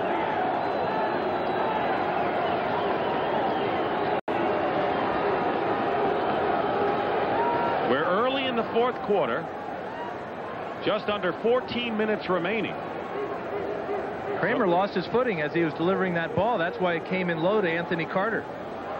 Bucky Scribner will kick for the 10th time today. And there's Gerald McNeil for the 10th time going back to receive. Going for the sidelines is Scribner, and a good kick. He got it inside the 10-yard line. Did his job perfectly. So the Browns will start from inside the 15 when we come back. Minnesota has whatever there is of a rushing game today. Wade Wilson out of action, and Bernie Kosar has a couple of touchdown passes after a 4-game slump. Browns lead the Vikings 14-10 early here in the 4th quarter. And I guess, Dan, the big thing for the Browns is to avoid a turnover as they start from the worst starting field position to 10. They really ought to find out where Chris Dolman is. He's caused 5 fumbles this year, 2 last week, where his teammates picked the ball up and scored touchdowns. So Kosar and his running backs have got to be very sure of their handle on the ball. The Vikings have returned 4 fumbles for touchdowns this year, and you know they're going to be looking to strip the ball away at least. So I think that the pressure very big on the shoulders of the Browns. Cincinnati rolling over Houston, and a Brown victory today would really give them destiny in their hands. A win next week would take the division title.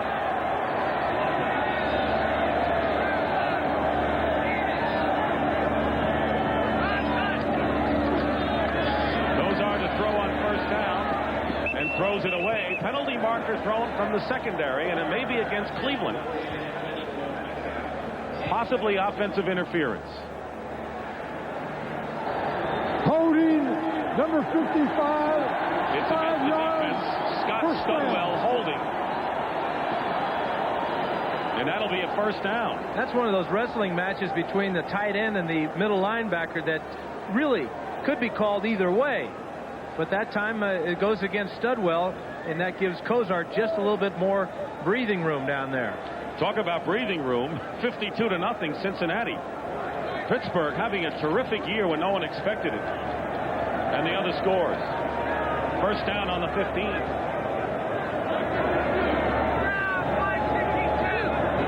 Kosar will audible this one.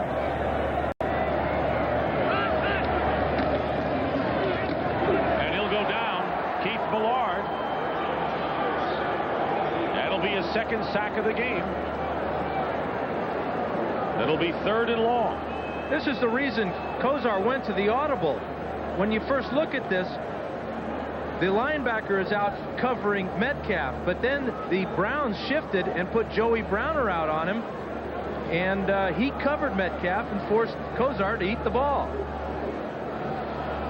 Floyd Peters, who was interviewed by the Browns for their head coaching post, wanted complete control up and down the line, and it wasn't to the Browns' liking. But Carson got the job, and Peters may be rumored to be going somewhere else, maybe the Jets. 2nd and 16.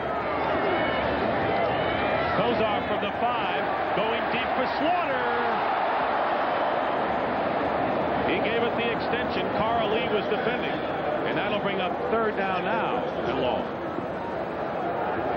Carl Lee is a Pro Bowl cornerback, and Webster Slaughter should be in the Pro Bowl this year. This type of effort and this result will just break your heart. As he lays out, the ball bounces off his frozen fingers, and that would have been a big play for Cleveland. Tough situation now. 3rd and 16. Slaughter has caught only 1 pass today. It'll be 3rd down on the 9. Kosar goes safe. Fumble.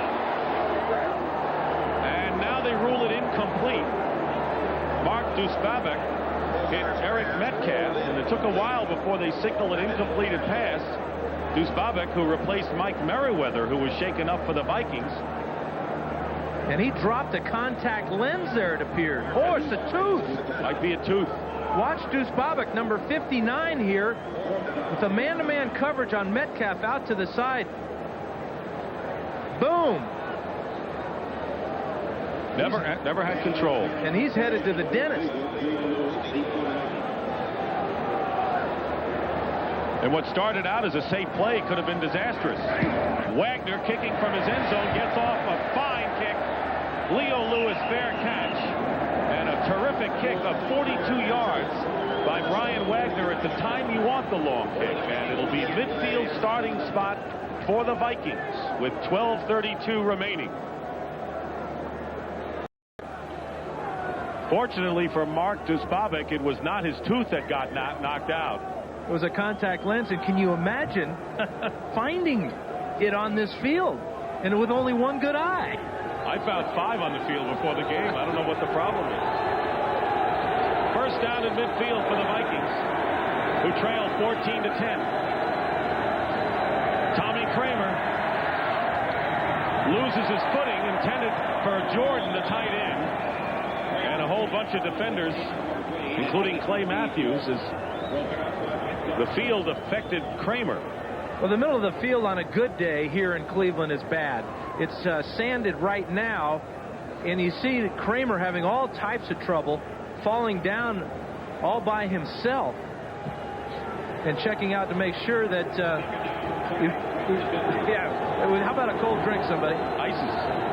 0 for 3 for Tommy Kramer, 2nd and 10. Kramer's pass to Carter, breaks a tackle.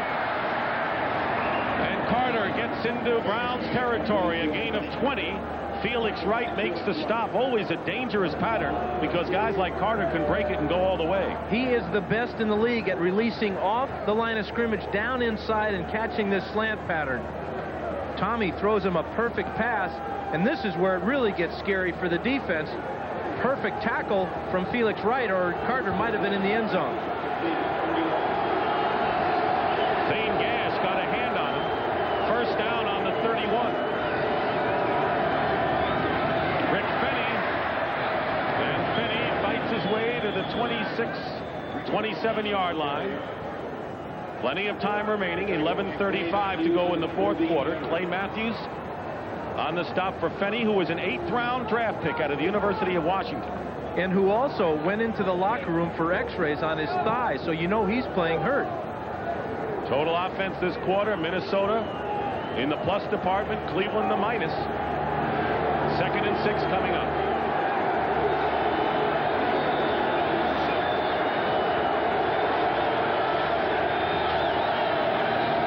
They go to Herschel Walker. Walker is dropped at the 25-yard line. Van Waiters and Thane Gash. Walker with a touchdown today. 26-yard jaunt up the middle for the 1 touchdown for the Vikings. And remember, we talked about injuries to Fenny. Well, Herschel came in with a dislocated big toe. That toe has been taped in a position where it won't bend at all. Not only that, he's got that steel implant in his shoe. So tip your hat to Herschel Walker for showing some toughness this afternoon. Extra wide receivers. You saw Gustafson and Hassan Jones in. 3rd and 4. Kramer with a handoff to Alfred Anderson. Loses a yard, but penalty marker is down. Todd Kalis might have moved. Robert Banks made the stop. False start, number 69, 3rd down. The crowd getting into it a little bit. Kalis very close to the quarterback, but you'll watch as he gets started too soon here. The snap from Loudermilk comes just after Kalis gets out of his stance.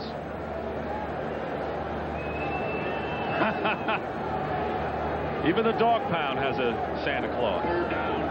Don't let the children see that. 3rd and 9 on the 30-yard line.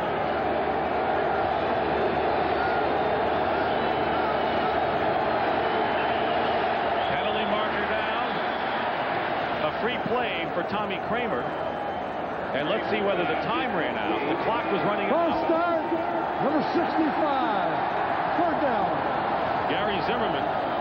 So the Vikings are having problems with their offensive line on this drive. Well, the Vikings are starting to unravel a little bit. They get the big play from Carter that gets them in good position, and now the offensive line looking to get started a little bit too soon. Zimmerman gets the call that time. And you can see that the Vikings are not used to having Tommy Kramer back there. Cadence may be different. Rhythm is different. Definitely. And also both those penalties came while Kramer was in the shotgun position.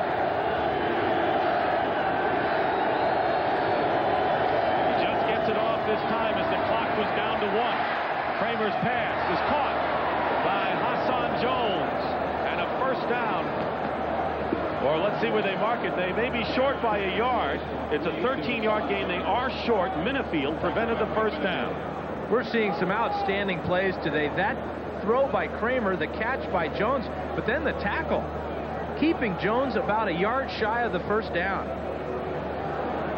Kramer is under some heat here. He rolls out. This is a tough throw on a good day across his body. Puts the ball in perfect position, but then there's a tackle from Minifield. And now the Vikings are going to call timeout and figure out what they want to do on this 4th and 1. I guarantee you, Tommy Kramer won't go on a quarterback sneak like Kozar did. Well, the Vikings are 2 for 2 in 4th down conversions today, but they have now used their second timeout, which could prove to be critical down the stretch. They trail by 4 points. We have a lot of time, 8:49 remaining, so they need a touchdown to take the lead. Kozar keeping warm for the next time the Browns get the ball. Green Bay is leading and Cincinnati leading in the 2 games that affect this contest. This might be a little psychological job by Kozar here. He's well out on the field, about 5 or 6 yards, giving the indication to the Browns defense that he expects them to stop the Viking offense. But also, you can see some of the Vikings in their huddle checking out Kozar, wondering what he's doing. Vikings will be left with 1 timeout. It'll be 4th and 1 on the Browns 22. And this is where the trade may start to pay some dividends. Got to give the ball to Herschel Walker in this case. 3 tight ends, Jordan, Darrell Ingram, and Brent Novoselsky in there for the Vikings. They don't get it. Herschel Walker carried. That was their man, and Mike Johnson made the big play and a loss of 3.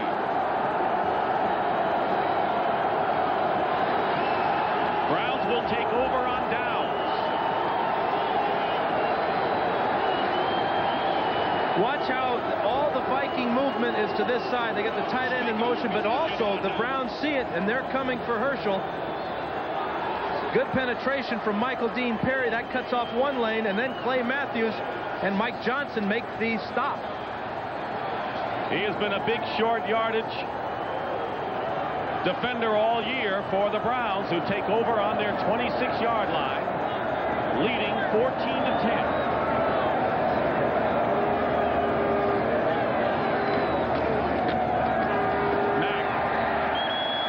To the 31-yard line, gain of 5. Chris Dolman on the stop. A critical 4th down play, a loss of 3 yards, and Minnesota used a timeout to set it up. And as the clock runs, they have 1 timeout left, needing a touchdown to take over the lead. They control their destiny. Win for them will give them the division title. Green Bay is leading Chicago in a thriller, 30-28 right now. 2nd down, 6, at the 30.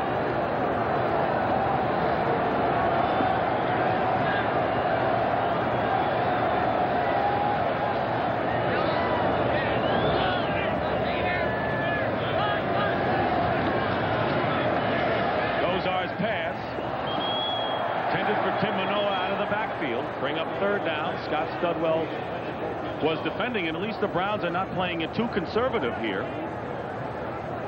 And the one thing they're doing a good job of is taking Chris Dolman out of the game with double team blocking. Ricky Bolden and Paul Farron on this play making it tough for Dolman to get near the quarterback. Dolman has no sacks today, but Millard has 2. 3rd down and 6 coming up, and now the Browns will use a timeout, their first timeout of the second half. Browns trying to end a 4-week drought, and they're 7:52 away from doing it.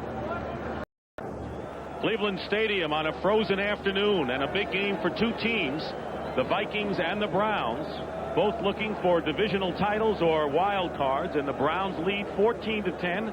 7:52 to go in the 4th quarter. This is Dick Stockton along with Dan Fouts, and the Browns thinking about a 3rd and 6 on their own 30, using their first timeout. Minnesota has only 1 timeout left.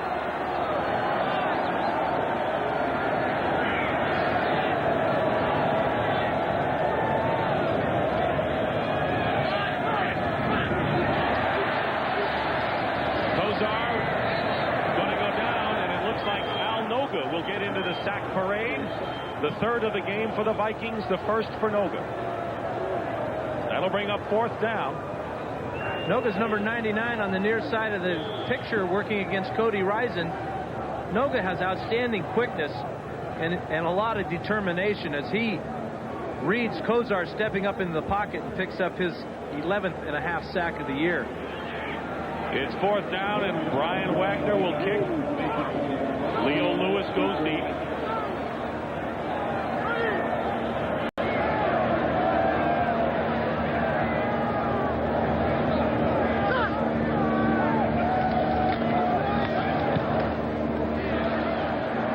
Lewis decides to let it roll, and it stops at the 43-yard line. The dog pound trying to cheer the Browns on. It was 3-0 in favor of the Vikings. Carlos's field goal in the 2nd quarter. Then in the 3rd quarter, Kozar with the first of 2 touchdown passes. Tight end Ron Middleton made it 7-3. Herschel Walker, 26-yard touchdown run up the middle, gave the lead back to the Vikings. And then moments later, Kozar with his 2nd score to Reggie Langhorne, 62 yards, and that's where we are. First down on the Viking 43. Tommy Kramer in relief of Wade Wilson, going up top and overthrows Anthony Carter, but there's a penalty marker down at the 40. And whether there was a hold or interference against the Browns. Illegal contact down beyond that 5-yard area. It appeared it was Thane Gash. Ball's in the air. Illegal contact. Number 31, 5 yards, first down. Frank Minifield. Minifield's on the outside, but I think it's Thane Gash here, number 30, who gets the bump. Do you think the Browns are worried about Anthony Carter? Look at this. 1, 2, 3 guys trying to make sure he doesn't beat him. Well, that's playing the percentages. You want to stop the big play man. Green Bay on Mikowski's 1-yard run. 5:21 left in the 4th. Cincinnati leading Houston in a blowout. First down on the 48. Kramer up the middle. No receiver near. I think he was going for Herschel Walker, but he overthrew him by a mile. Well, Walker was bumped around a little bit in his pattern by Clay Matthews, and that's what Kramer's yelling about. Wade Wilson injured his left knee, came out of the game for Tommy Kramer. Sprained left knee. Will not be back. And that affects their season-ending game if they lose this one, when they have to face a hot Bengal ball club at the Metrodome. 2nd down and 10. Close to midfield.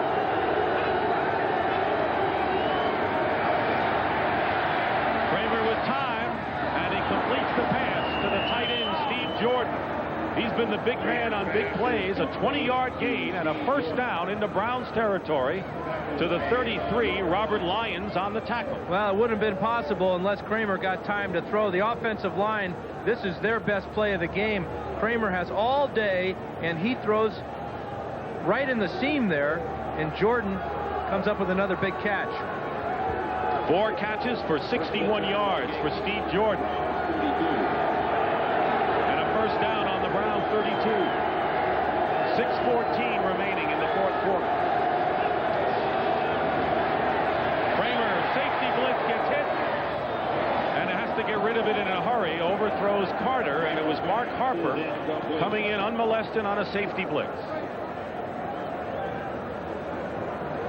Actually, Harper is a cornerback, and he comes all the way from the right side, number 23, with about a 20-yard dash.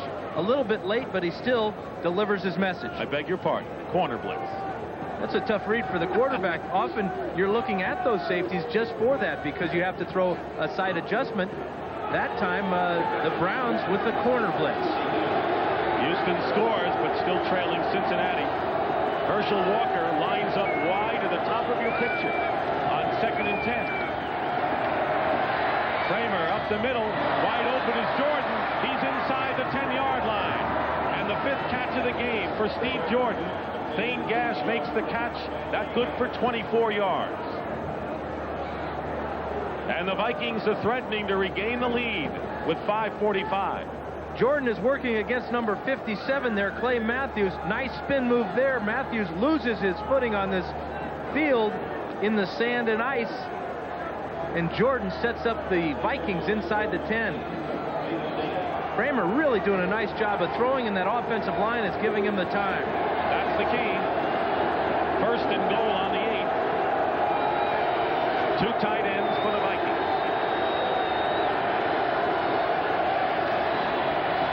Kramer's pass caught. Brent Novoselsky, the tight end, couldn't go anywhere after the catch. Gets to about the 6-yard line.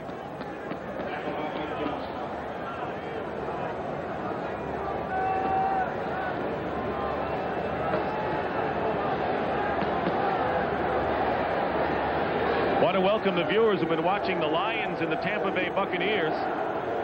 2 teams fighting for divisional honors in their respective conferences, fighting here with 4:40 to go in the fourth quarter. Minnesota trailing the Browns 14-10, but threatening. 2nd and goal at the 6. Dick Stockton and Dan Fouts from Cleveland Stadium.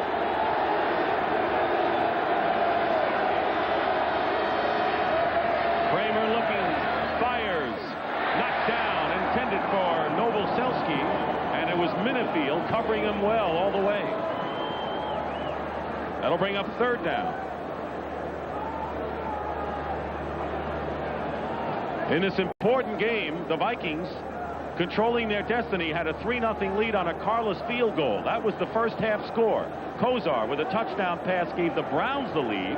Minnesota came back on a Herschel Walker touchdown score, and then Kozar with a big 62-yarder to Reggie Langhorne, and it's 14-10 Cleveland. 4:21 remaining in the fourth quarter. 3rd and goal at the 6, and the Browns get confused with the men they want on the field. They can't get off in time and have to use a timeout here. Absolutely. A lot of substitution there. Critical time. Good decision to use the timeout. Problem is, though, that if the Vikings go in and score, take the lead, then the Browns will only have 1 timeout. Now, the clock has been running throughout this timeout.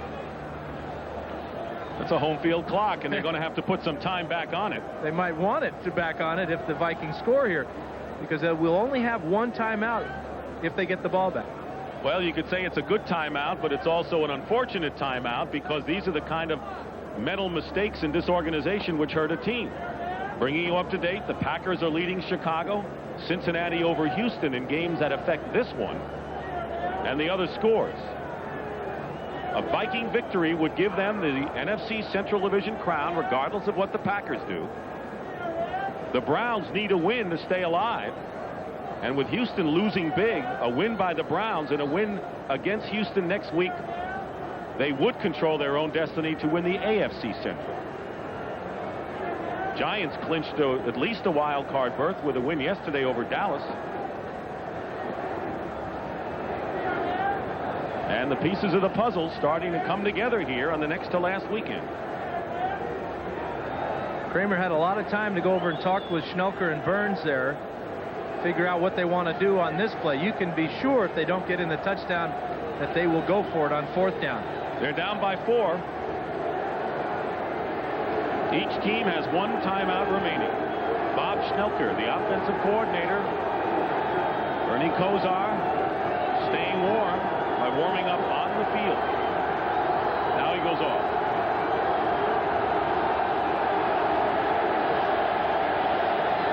They put 21 seconds back on the clock.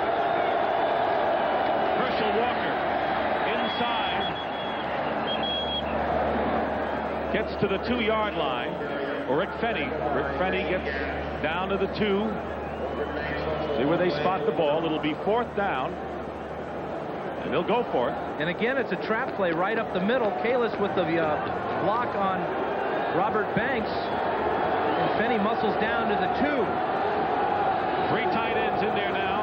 And now big changes for the Browns defense. They bring 6 men off and a new 6 come on. They take those little defensive backs and bring in some heft.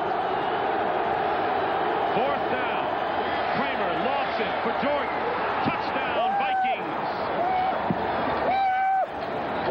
And Jordan elated as the Minnesota Vikings have regained the lead in a back-and-forth duel with 3:37 to go.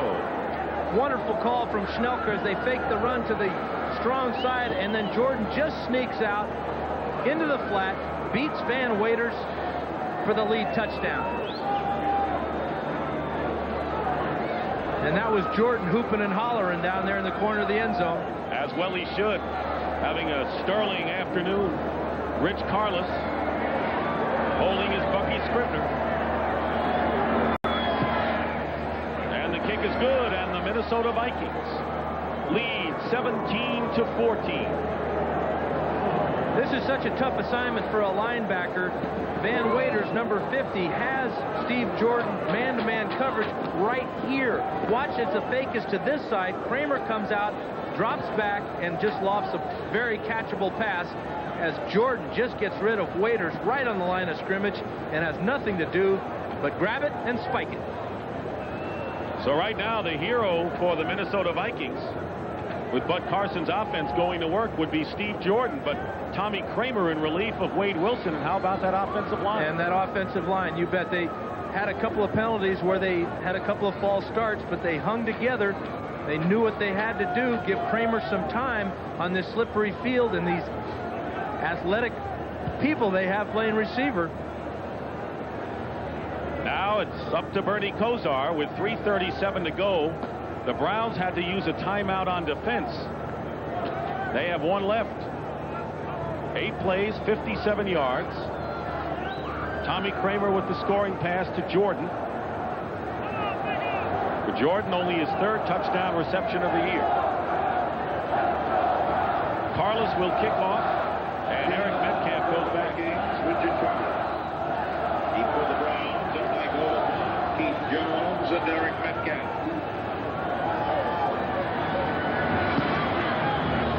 And a short kick.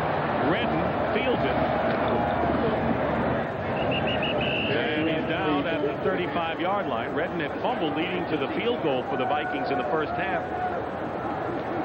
And fumbled a kickoff very similar to that one. If he would have been able to grab that ball on a fly, he could have gotten up to about midfield. That would have been a tough catch, though, because it was a hard line drive right at him. And it's knuckleballing as it's coming.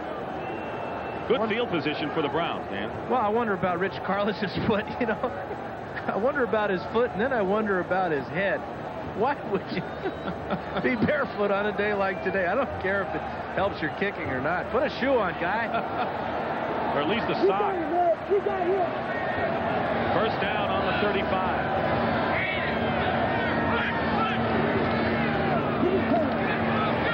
And the pass incomplete. Intended for Webster Slaughter. Try to thread the needle. That'll bring up 2nd down. Reggie Rutland defending. And another Viking shaken up. It is Rutland who collided with Slaughter.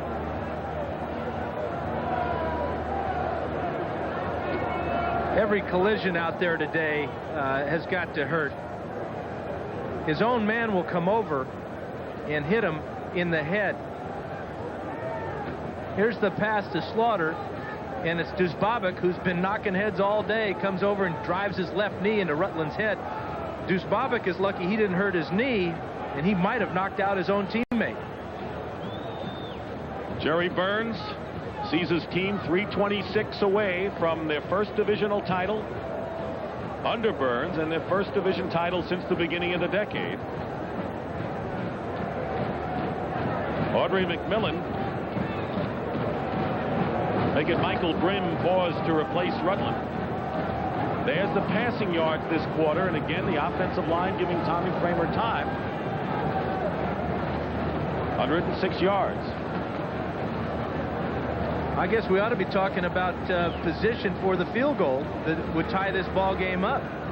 You know, last week Matt Barr missed 2 possible game winners, including one in overtime, and you talk about a guy who's been tremendously reliable for the Browns for several years with a chance to redeem himself. He could be setting himself up for just that in this game.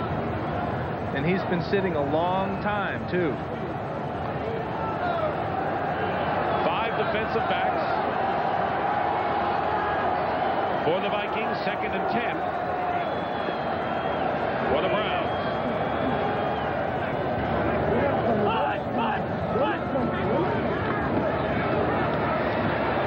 Kozar's pass, and Lawyer Tillman makes the catch. Michael Grimm on the stop. It's tough not to be involved all day, and the rookie Lawyer Tillman makes the catch for 19 yards. Number 85 is Tillman. He's 6'5", 230 pounds. Look how he gets down the field, but also shows that he's a pretty heady guy coming back for the ball right in front of Grimm, and that puts the Browns in business. 2nd round draft pick out of Auburn, hasn't played much this year. Reggie Rutland back in at cornerback for the Vikings. 1st and 10 on the Minnesota 46. Kevin Mack. Fine run up the middle inside the 40. Picks up nearly 8 yards. Ball at 7. Joey Browner brings him down. Browns have 1 timeout left as the clock continues to run. This is really a basic play here as well. The Browns at the line of scrimmage, so take over. Mack going outside. He'll get the first down and stops the clock with 2:21 to go. Carl Lee rode him out of bounds. And the Browns are moving smartly here, trying to set themselves up for either a game-tying field goal or maybe a winning touchdown. And again, even though the Browns and Kevin Mack stopped the clock by going out of bounds, Kozar has his team at the line of scrimmage. On the 30-yard line of the Vikings. This time it's Kevin Mack again. And the Vikings get wise to him. And we're going to wind down to the 2-minute warning here.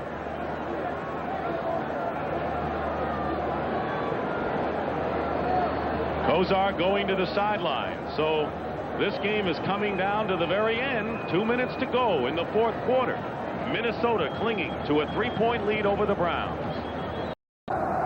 70,777, 8,000 no-shows. That dog in there was no no-show in the dog pound. And Sam White would be proud of the dog pound today. They've been very well behaved, but you wonder about the type of clientele that has season tickets in the pound. Among them, and I don't think this is one of them, is the judge who ruled in the Kevin Mack case. So you have all types sitting in the pound. You sit where you can. 2nd down and 9 with 2 minutes to go in the game. 4th quarter at least. Ball at the 29 of Minnesota.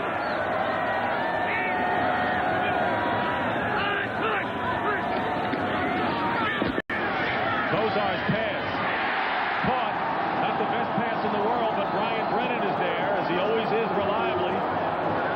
And that pass will get Matt Barr into field goal range. Calling the play at the line of scrimmage. It'll be 3rd down and 1.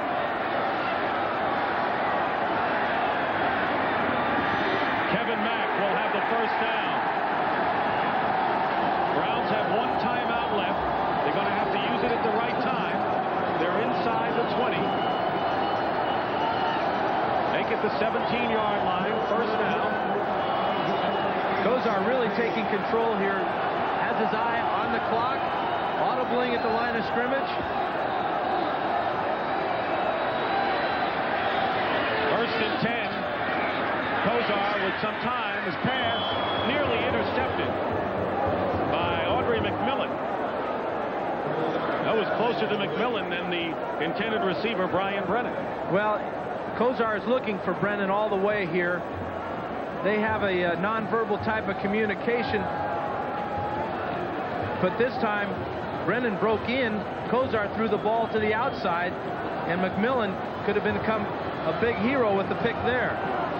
Right now, it would be about a 34-yard field goal for Matt Barr. 2nd and 10. Kozar wants the crowd to calm down a bit.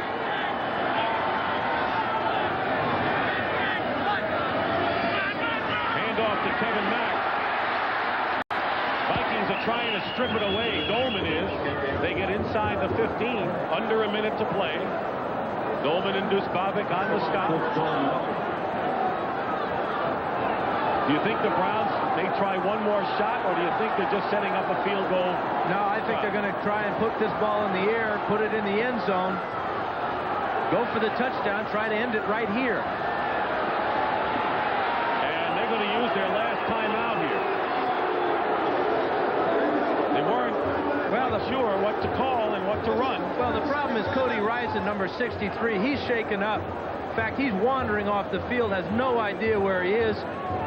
Kozar sees that, and either he has to call the timeout or it would have been charged to them for an injury timeout. But Rison is almost out on his feet, trying to clear the cobwebs right there.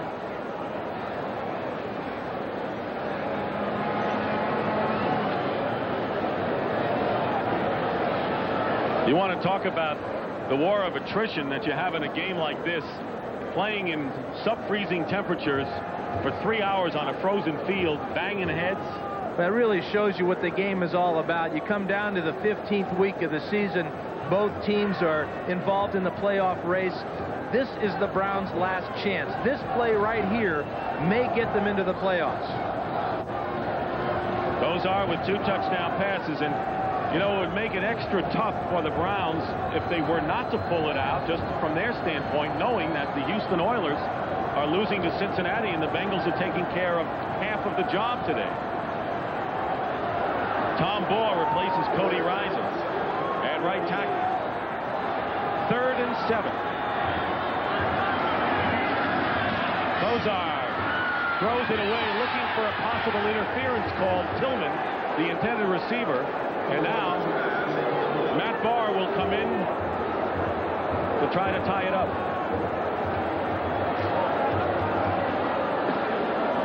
Matt Barr has come on for the Browns to try to send this game into overtime.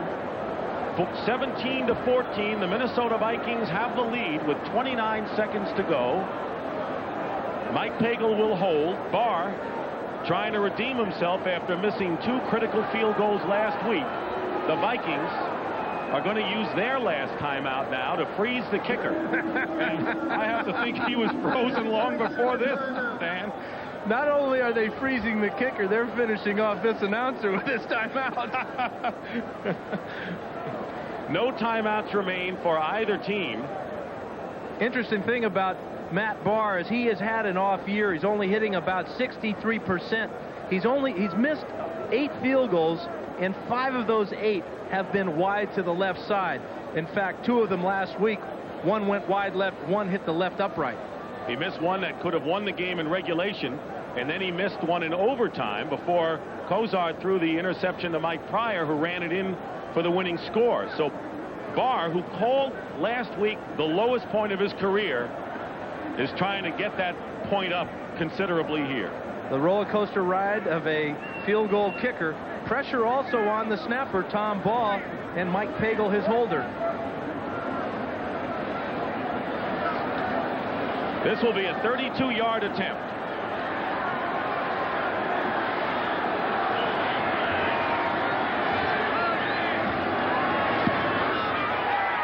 And the kick is good. Tied score.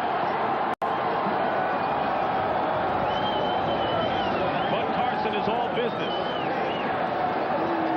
Jerry Burns has 24 seconds now, and the game is tied at 17. And this game may be headed for overtime.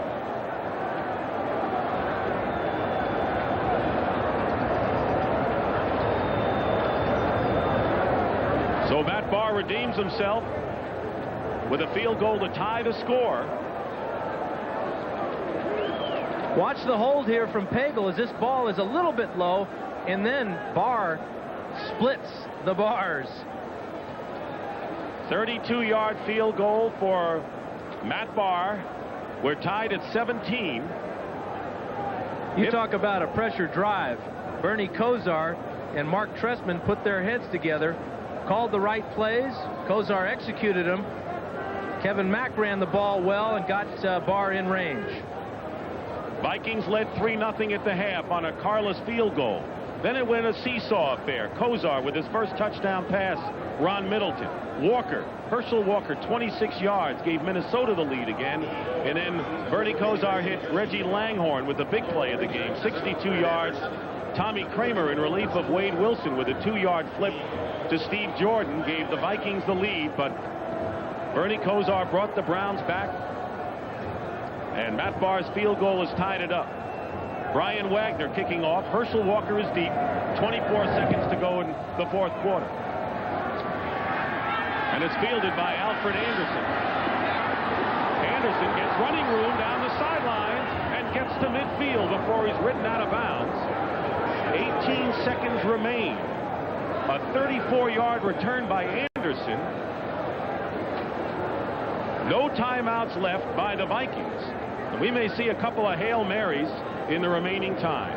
Well, they really need about 30 yards to get Carlos within 40 yards of field goal. So that's the big thing right now. The problem, no timeouts, only 18 seconds. They'd have to get downfield in a hurry to set up for it.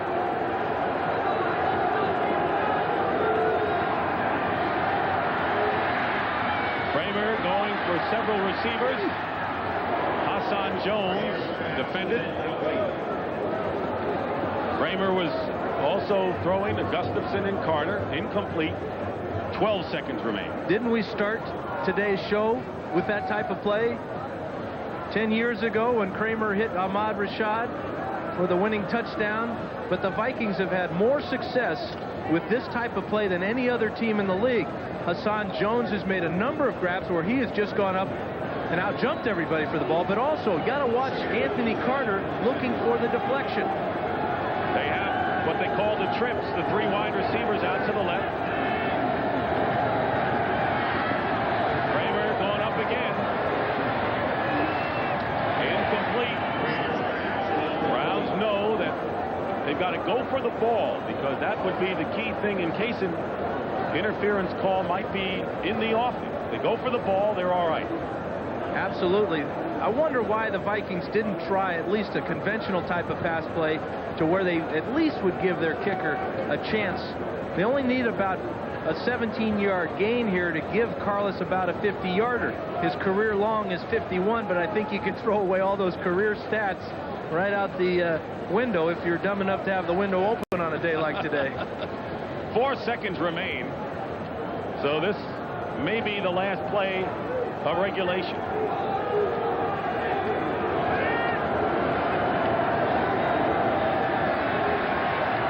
Here's Kramer's effort.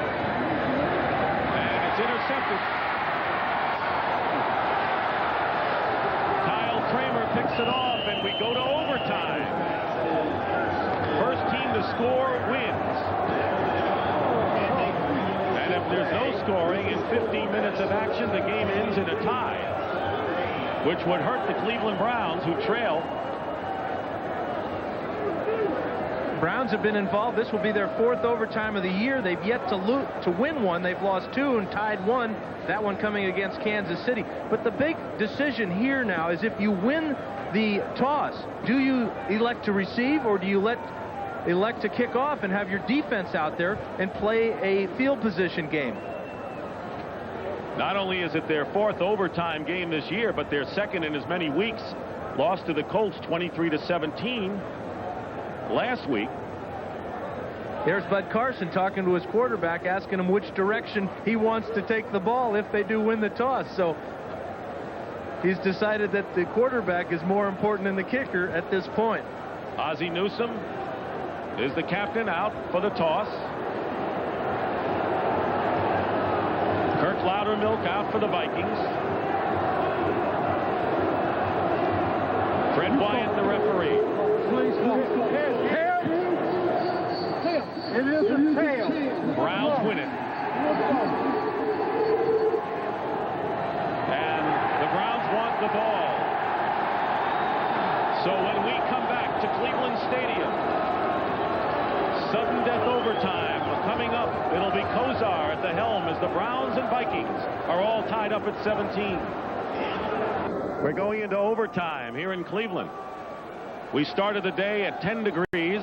This morning it was -7. Coldest it's been in nearly 40 years in Cleveland. Wind was not a factor today. But now that the sun is gone, it's gotten much colder. Jerry Burns and the Minnesota Vikings came within a couple of minutes of wrapping up their first division title since the beginning of the decade. Eric Metcalf goes back. Carlos will kick off. But Matt Barr's field goal tied it up.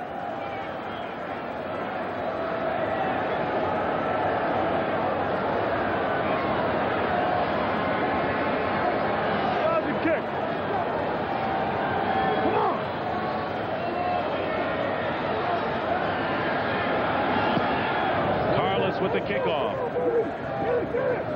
Metcalf fields it on the 6-yard line. Gets some room.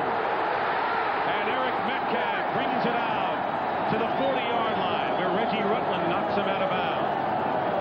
A 34-yard return. Let's check the overtime records. Minnesota is 1-0 in overtime. Cleveland 0-2-1, including the loss last week to the Colts. That win by Minnesota was set up by Mike Merriweather's block of the Dale Hatcher's punt against the Rams, where they got the safety. They'll start from the 39.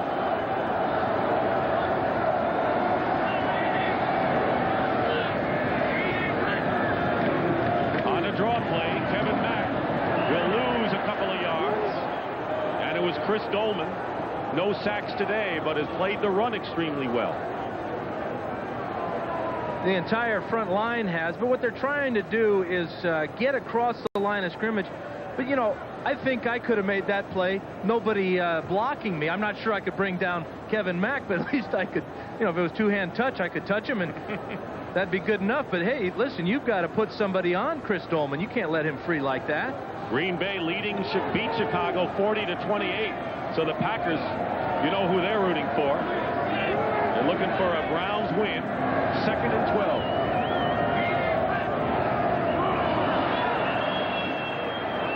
See whether Paul Farron moved, the left tackle of the Browns. False start, number 66. It was Tony Jones, the right guard, and then Farron jumped. Here are the rest of the scores. Pittsburgh with a win. Indianapolis hurts Miami's chances. Chargers shut out Kansas City in the second half in that one. Scored 13 points to win for the first time in a long time.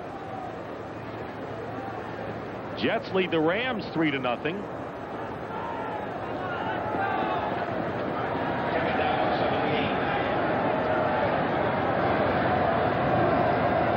Second down and 17. Kozar will dump it off to Mack, who can't hold on.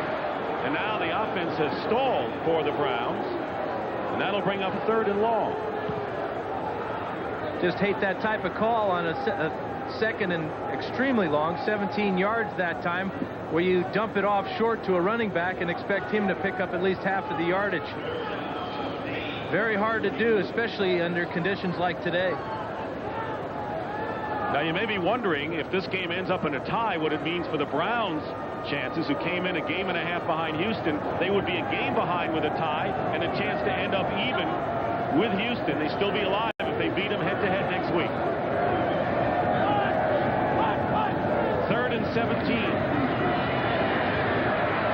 Kozar being chased by a couple of linemen, and Reggie Langhorne. Was he inbounds? He is. Let's see what the call is on the far sideline. Still going to be a little bit short, about 4 yards short of the first down. But if there were any doubt about Bernie Kozar's elbow, they ought to be erased by that throw. Outstanding throw. 13-yard gain here. He comes out of the pocket a little soon here. Really didn't have the pressure. But watch this throw as Langhorne is running right along with him. There's nothing wrong with that elbow, folks. Certainly not career-threatening, as some people claim during the week. Ryan Wagner to kick.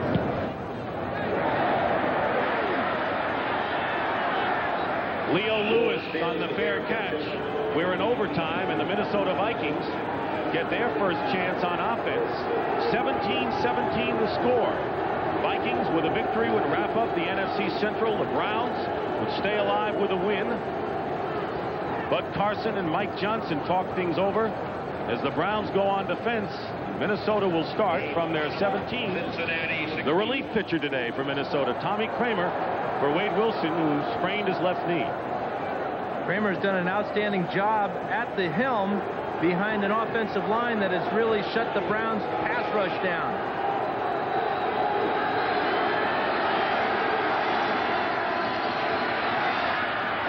And the give is to Herschel Walker. Gets good yardage out close to the 25-yard line. Keep in mind that in overtime, each team has 2 timeouts. Thane Gash on the tackle. There's no scoring after 15 minutes have elapsed. The game will go in the books as a tie. You see Bud Carson giving the defensive signals. One of the all-time great defensive coordinators running the show here in Cleveland. Second down and 3. Again, it's Walker getting close to first down yardage. This game ends up in a tie. The Vikings, of course, and it is a first down, still need 1 win or a Green Bay loss, as the Packers won today to wrap up the division title. Packers have to be the surprise team in the NFL this year. Lindy and Fonnie, along with a quarterback with a magic name.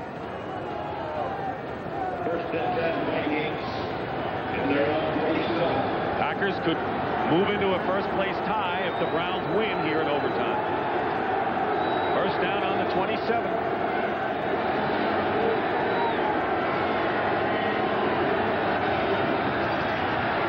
And a good opening for Rick Fenny, and he gets more than 10 yards on that burst up the middle. He's got a first down to the 39-yard line. The offensive line is proving that they can run block just as well. Again, it's a trap play. Kalis on the block on Robert Banks on the outside. Then Zimmerman comes down and seals off the middle linebacker Mike Johnson, and Finney's up there for a big gain. Notice how he protected the ball. Felix Wright and Thane Gash on the tackle. First down on the Minnesota 40. Here's Finney again with another trap play off tackle. Not quite as successful. Picks up a couple. Clay Matthews brought him down.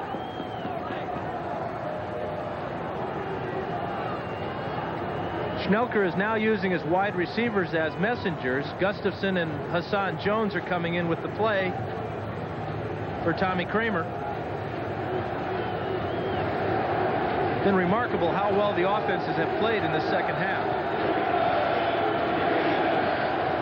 Been only 3 turnovers in the game, 2 by Cleveland. Second down and 8. Herschel Walker. And it'll be third and about 5 or 6. Michael Dean Perry making the stop on Walker. 17-17 the score. Houston has lost to Cincinnati. A victory for the Browns would keep them alive and force a big showdown against the Oilers for the division title next week. 61-7 was the final in Riverfront Stadium. You don't think they had any fun down there, Boomer and the boys? Sure, the dog pound and Cleveland people didn't mind what Sam Weiss's team did today. Yeah, how about that? Cleveland fans rooting for the Bengals today. Vikings are going to call a timeout. They'll have 1 timeout left in the overtime. We'll be back to Cleveland Stadium after this. Dick Stockton and Dan Fouts back at Cleveland Stadium in the crowd that has remained of the 70,700 that started here, urging on the defense to stop the Vikings on 3rd and 5 on the Minnesota 45. Steve Jordan has been a big receiver for Tommy Kramer the second half. Vikings with one timeout left. They just used one. And it's amazing at how fast this overtime period can go. I don't know why they don't give you 3 timeouts in it, though. But there are a lot of rules I don't understand. Especially the one about Carlos not being able to wear a sock at least. 3 wide receivers on 3rd and 5.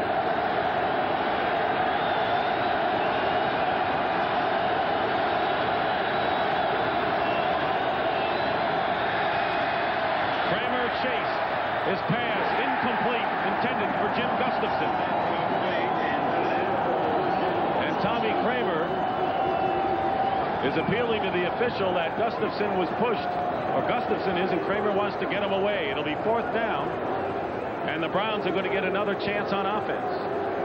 At least one more. These kickers, the punters have had outstanding days of their own. Neither of them have had a blocked punt all year long. Look for the Browns to put some pressure on Scribner now. Gerald McNeil trying to get some room, but nothing doing as he's ridden out by Mark Dusbavik, who replaced Mike Merriweather, who was shaken up. Been a busy day for Dusbavik, who replaced Merriweather, who was injured and has been all over the field on special teams and playing the normal linebacking spot now. Bernie Kosar back to the helm, has thrown 2 touchdown passes today, breaking a 4-week drought, starts from his 21. 17-17 in overtime.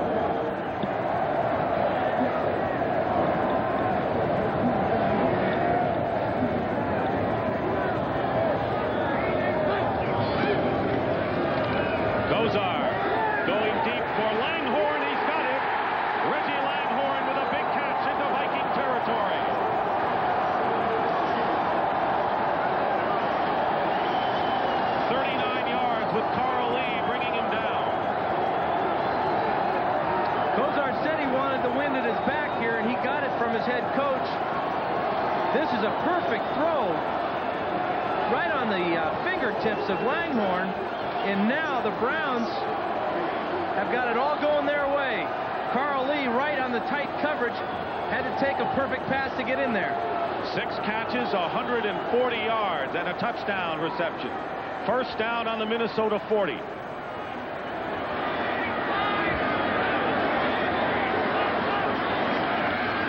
Kevin Mack gets outside, and Mack picks up 8 yards or so.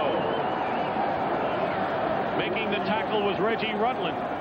Good outside move by Mack as the Browns are rolling now in sudden death. Well, Kevin Mack is just having an outstanding afternoon.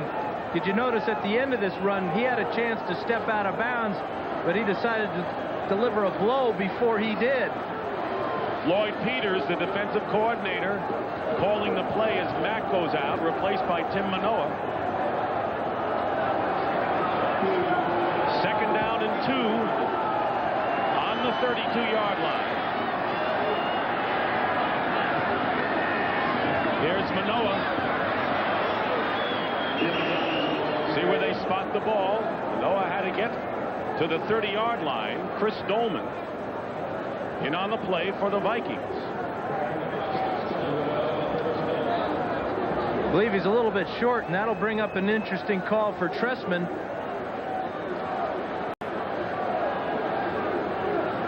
Recall last time they were in this situation, he elected to give Kosar the ball on a quarterback sneak.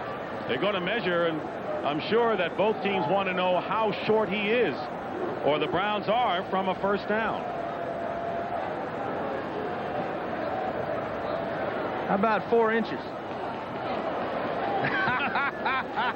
Scott Studwell signaled a yard. A little exaggeration there. Oh, you love it, though. You know, whatever it takes. Upsmanship. So 3rd and inches coming up for the Browns. You look at Studwell in those eyes, that's a prerequisite to be a great linebacker in the National Football League. You got to have the eyes. Those eyes have it. Kevin Mack returns to the game on 3rd and less than a yard. Quarterback sneak, and Kozar has it this time. So again, they go to the sneak. The first time it didn't work. This time he appears to have the yardage.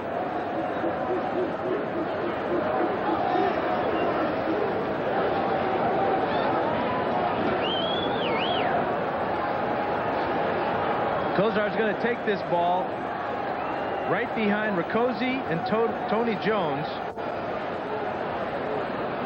They're going to bring out the sticks, I believe, again. You saw his feet kind of slip in the sandy part of the field there. But I think he's got it. By George, he's got it.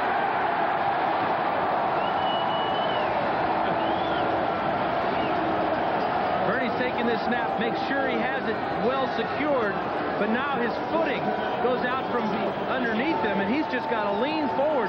He's lucky he's 6'5", or he might not have picked that first down up.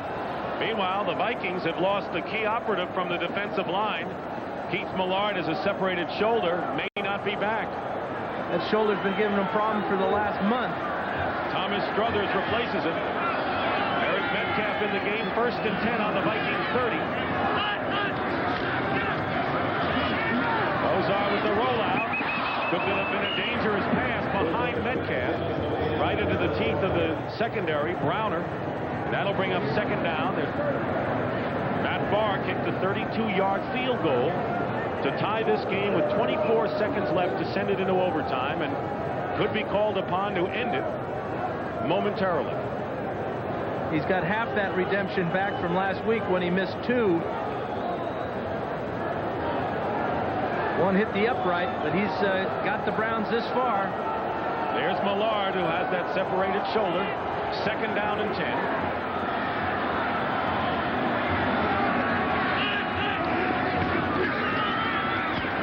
Kozar's pass. It's caught. That was Brian Brennan. The great possession receiver makes the catch. That'll bring up 3rd down inside the 25. It'll be 3rd down and about 4 for the Browns.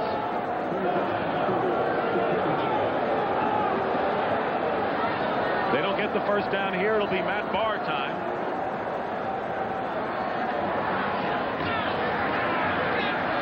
Kozar to run for it. Close. It'll be close. The Browns think they have it. He's got it. It is a first down. Question is, how is he? He went in head first there, becoming the running star as well as the passing star here, picking up 2 first downs in a row. Heads up here. Just diving across the line, picking up the first down. And he calls the play at the line of scrimmage. 1st and 10 on the 19.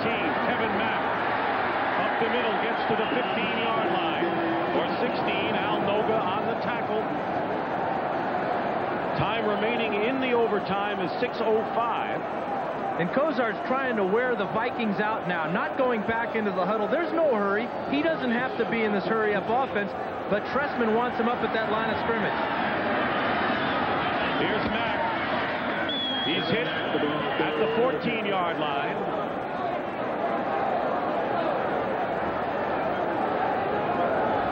The Minnesota Vikings have had their miseries in Week 15. Since the 1981 season, they have lost every game on the next to last week of the season.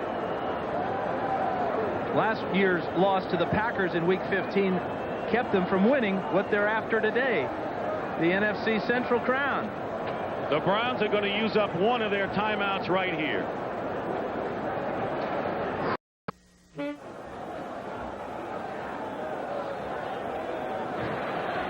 They brought on Matt Barr right now to end it.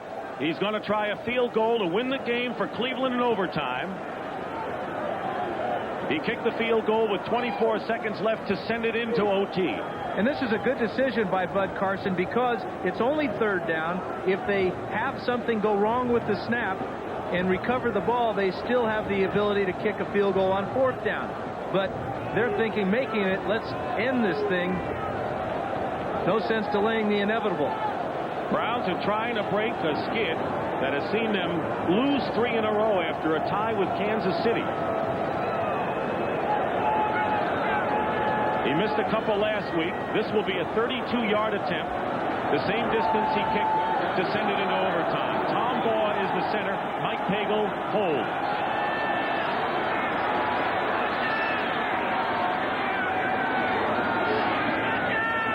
And it's a fake on third down. And wide open for a touchdown on an eligible Van Waiters, who came in as an eligible man, and the Browns win it.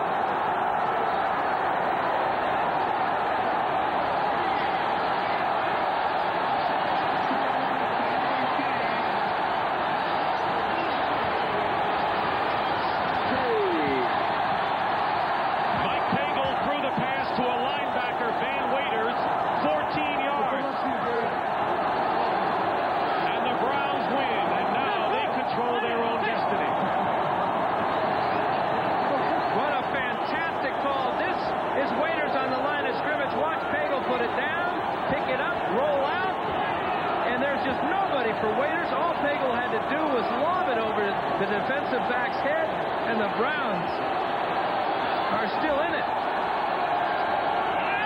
Good snap. Pagel, good patience. Barr follows through with the fake. Pullington almost got a finger on it. And Waiters with his first ever touchdown. It may be his last as well, but who cares? A gutty call, and the Browns have won, and now the Vikings still have the magic number of 1. They need a win in their final game against Cincinnati or a Green Bay loss next week. And the Browns beat Houston. The Browns will win the division in an incredible overtime game. Steve Jordan from the Minnesota Vikings and Bernie Kosar of the Cleveland Browns have been chosen the Miller Lite players of the game and qualified for the Player of the Week honors. A $1,000 donation will be made by the Miller Brewing Company on behalf of the players to cerebral palsy. The hardy crew that stayed to watch this game in 10-degree temperature, and the Browns win it in overtime. A lot of happy dogs. So for Dan Fouts, I'm Dick Stockton saying so long. The Browns win it. Stay tuned for the NFL Today post-game show. You've been watching CBS Sports coverage of the National Football League. Well, you see some of the things that happened today around the NFL, and we're going to hear live from Giant coach Bill Parcells. But first, the hero of the moment. Let's go back to Cleveland. Here's Dick Stockton. All right, Brent, thank you very much. And Bernie Kosar is with us on the field. And, Bernie, you think this victory in overtime you lost last week answers a lot of questions about the criticism of the offense? Well, Dick and Dan, I'll tell you, it was really a great win for us today. We had a similar situation last week, and we thought about the fake field goal last week. And I tell you, a lot of guys really showed a lot of character out there today. And then really, as you know, adverse conditions, we hung in and played a good game. Bernie, setting up that field goal was probably your best pass of the day, the bomb to Reggie Langhorne. Yeah, Reggie came up to me on the sidelines and told me he thought he can get him deep. And, you know, Reggie played a really good game today. He was hot. And I figured we did a little audible. And, you know, Reggie just did a great job getting down the field. I like your beard, Bernie. Thank you so much.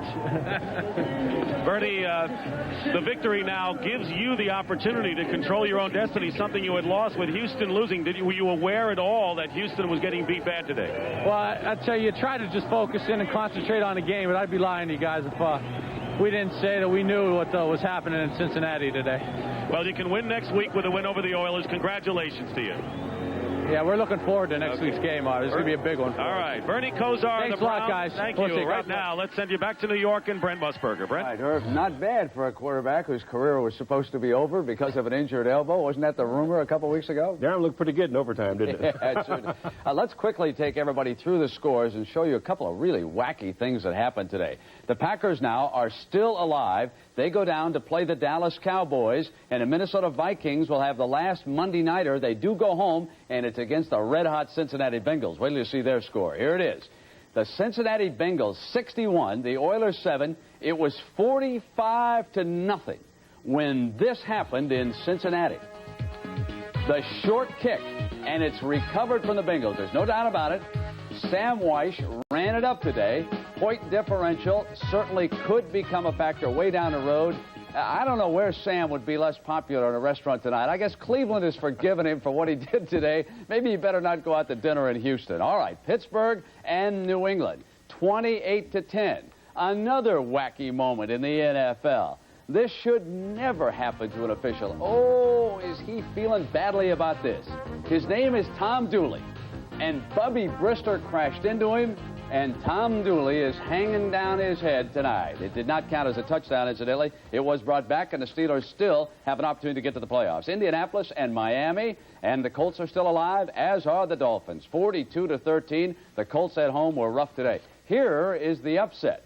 Kansas City red hot the last month. The Chargers go in and beat them 20-13. There is a way for the Chiefs to get into the playoffs. We won't get into that right now. Detroit and Tampa Bay, and really a marvelous capper to a sensational season for rookie running back Barry Sanders.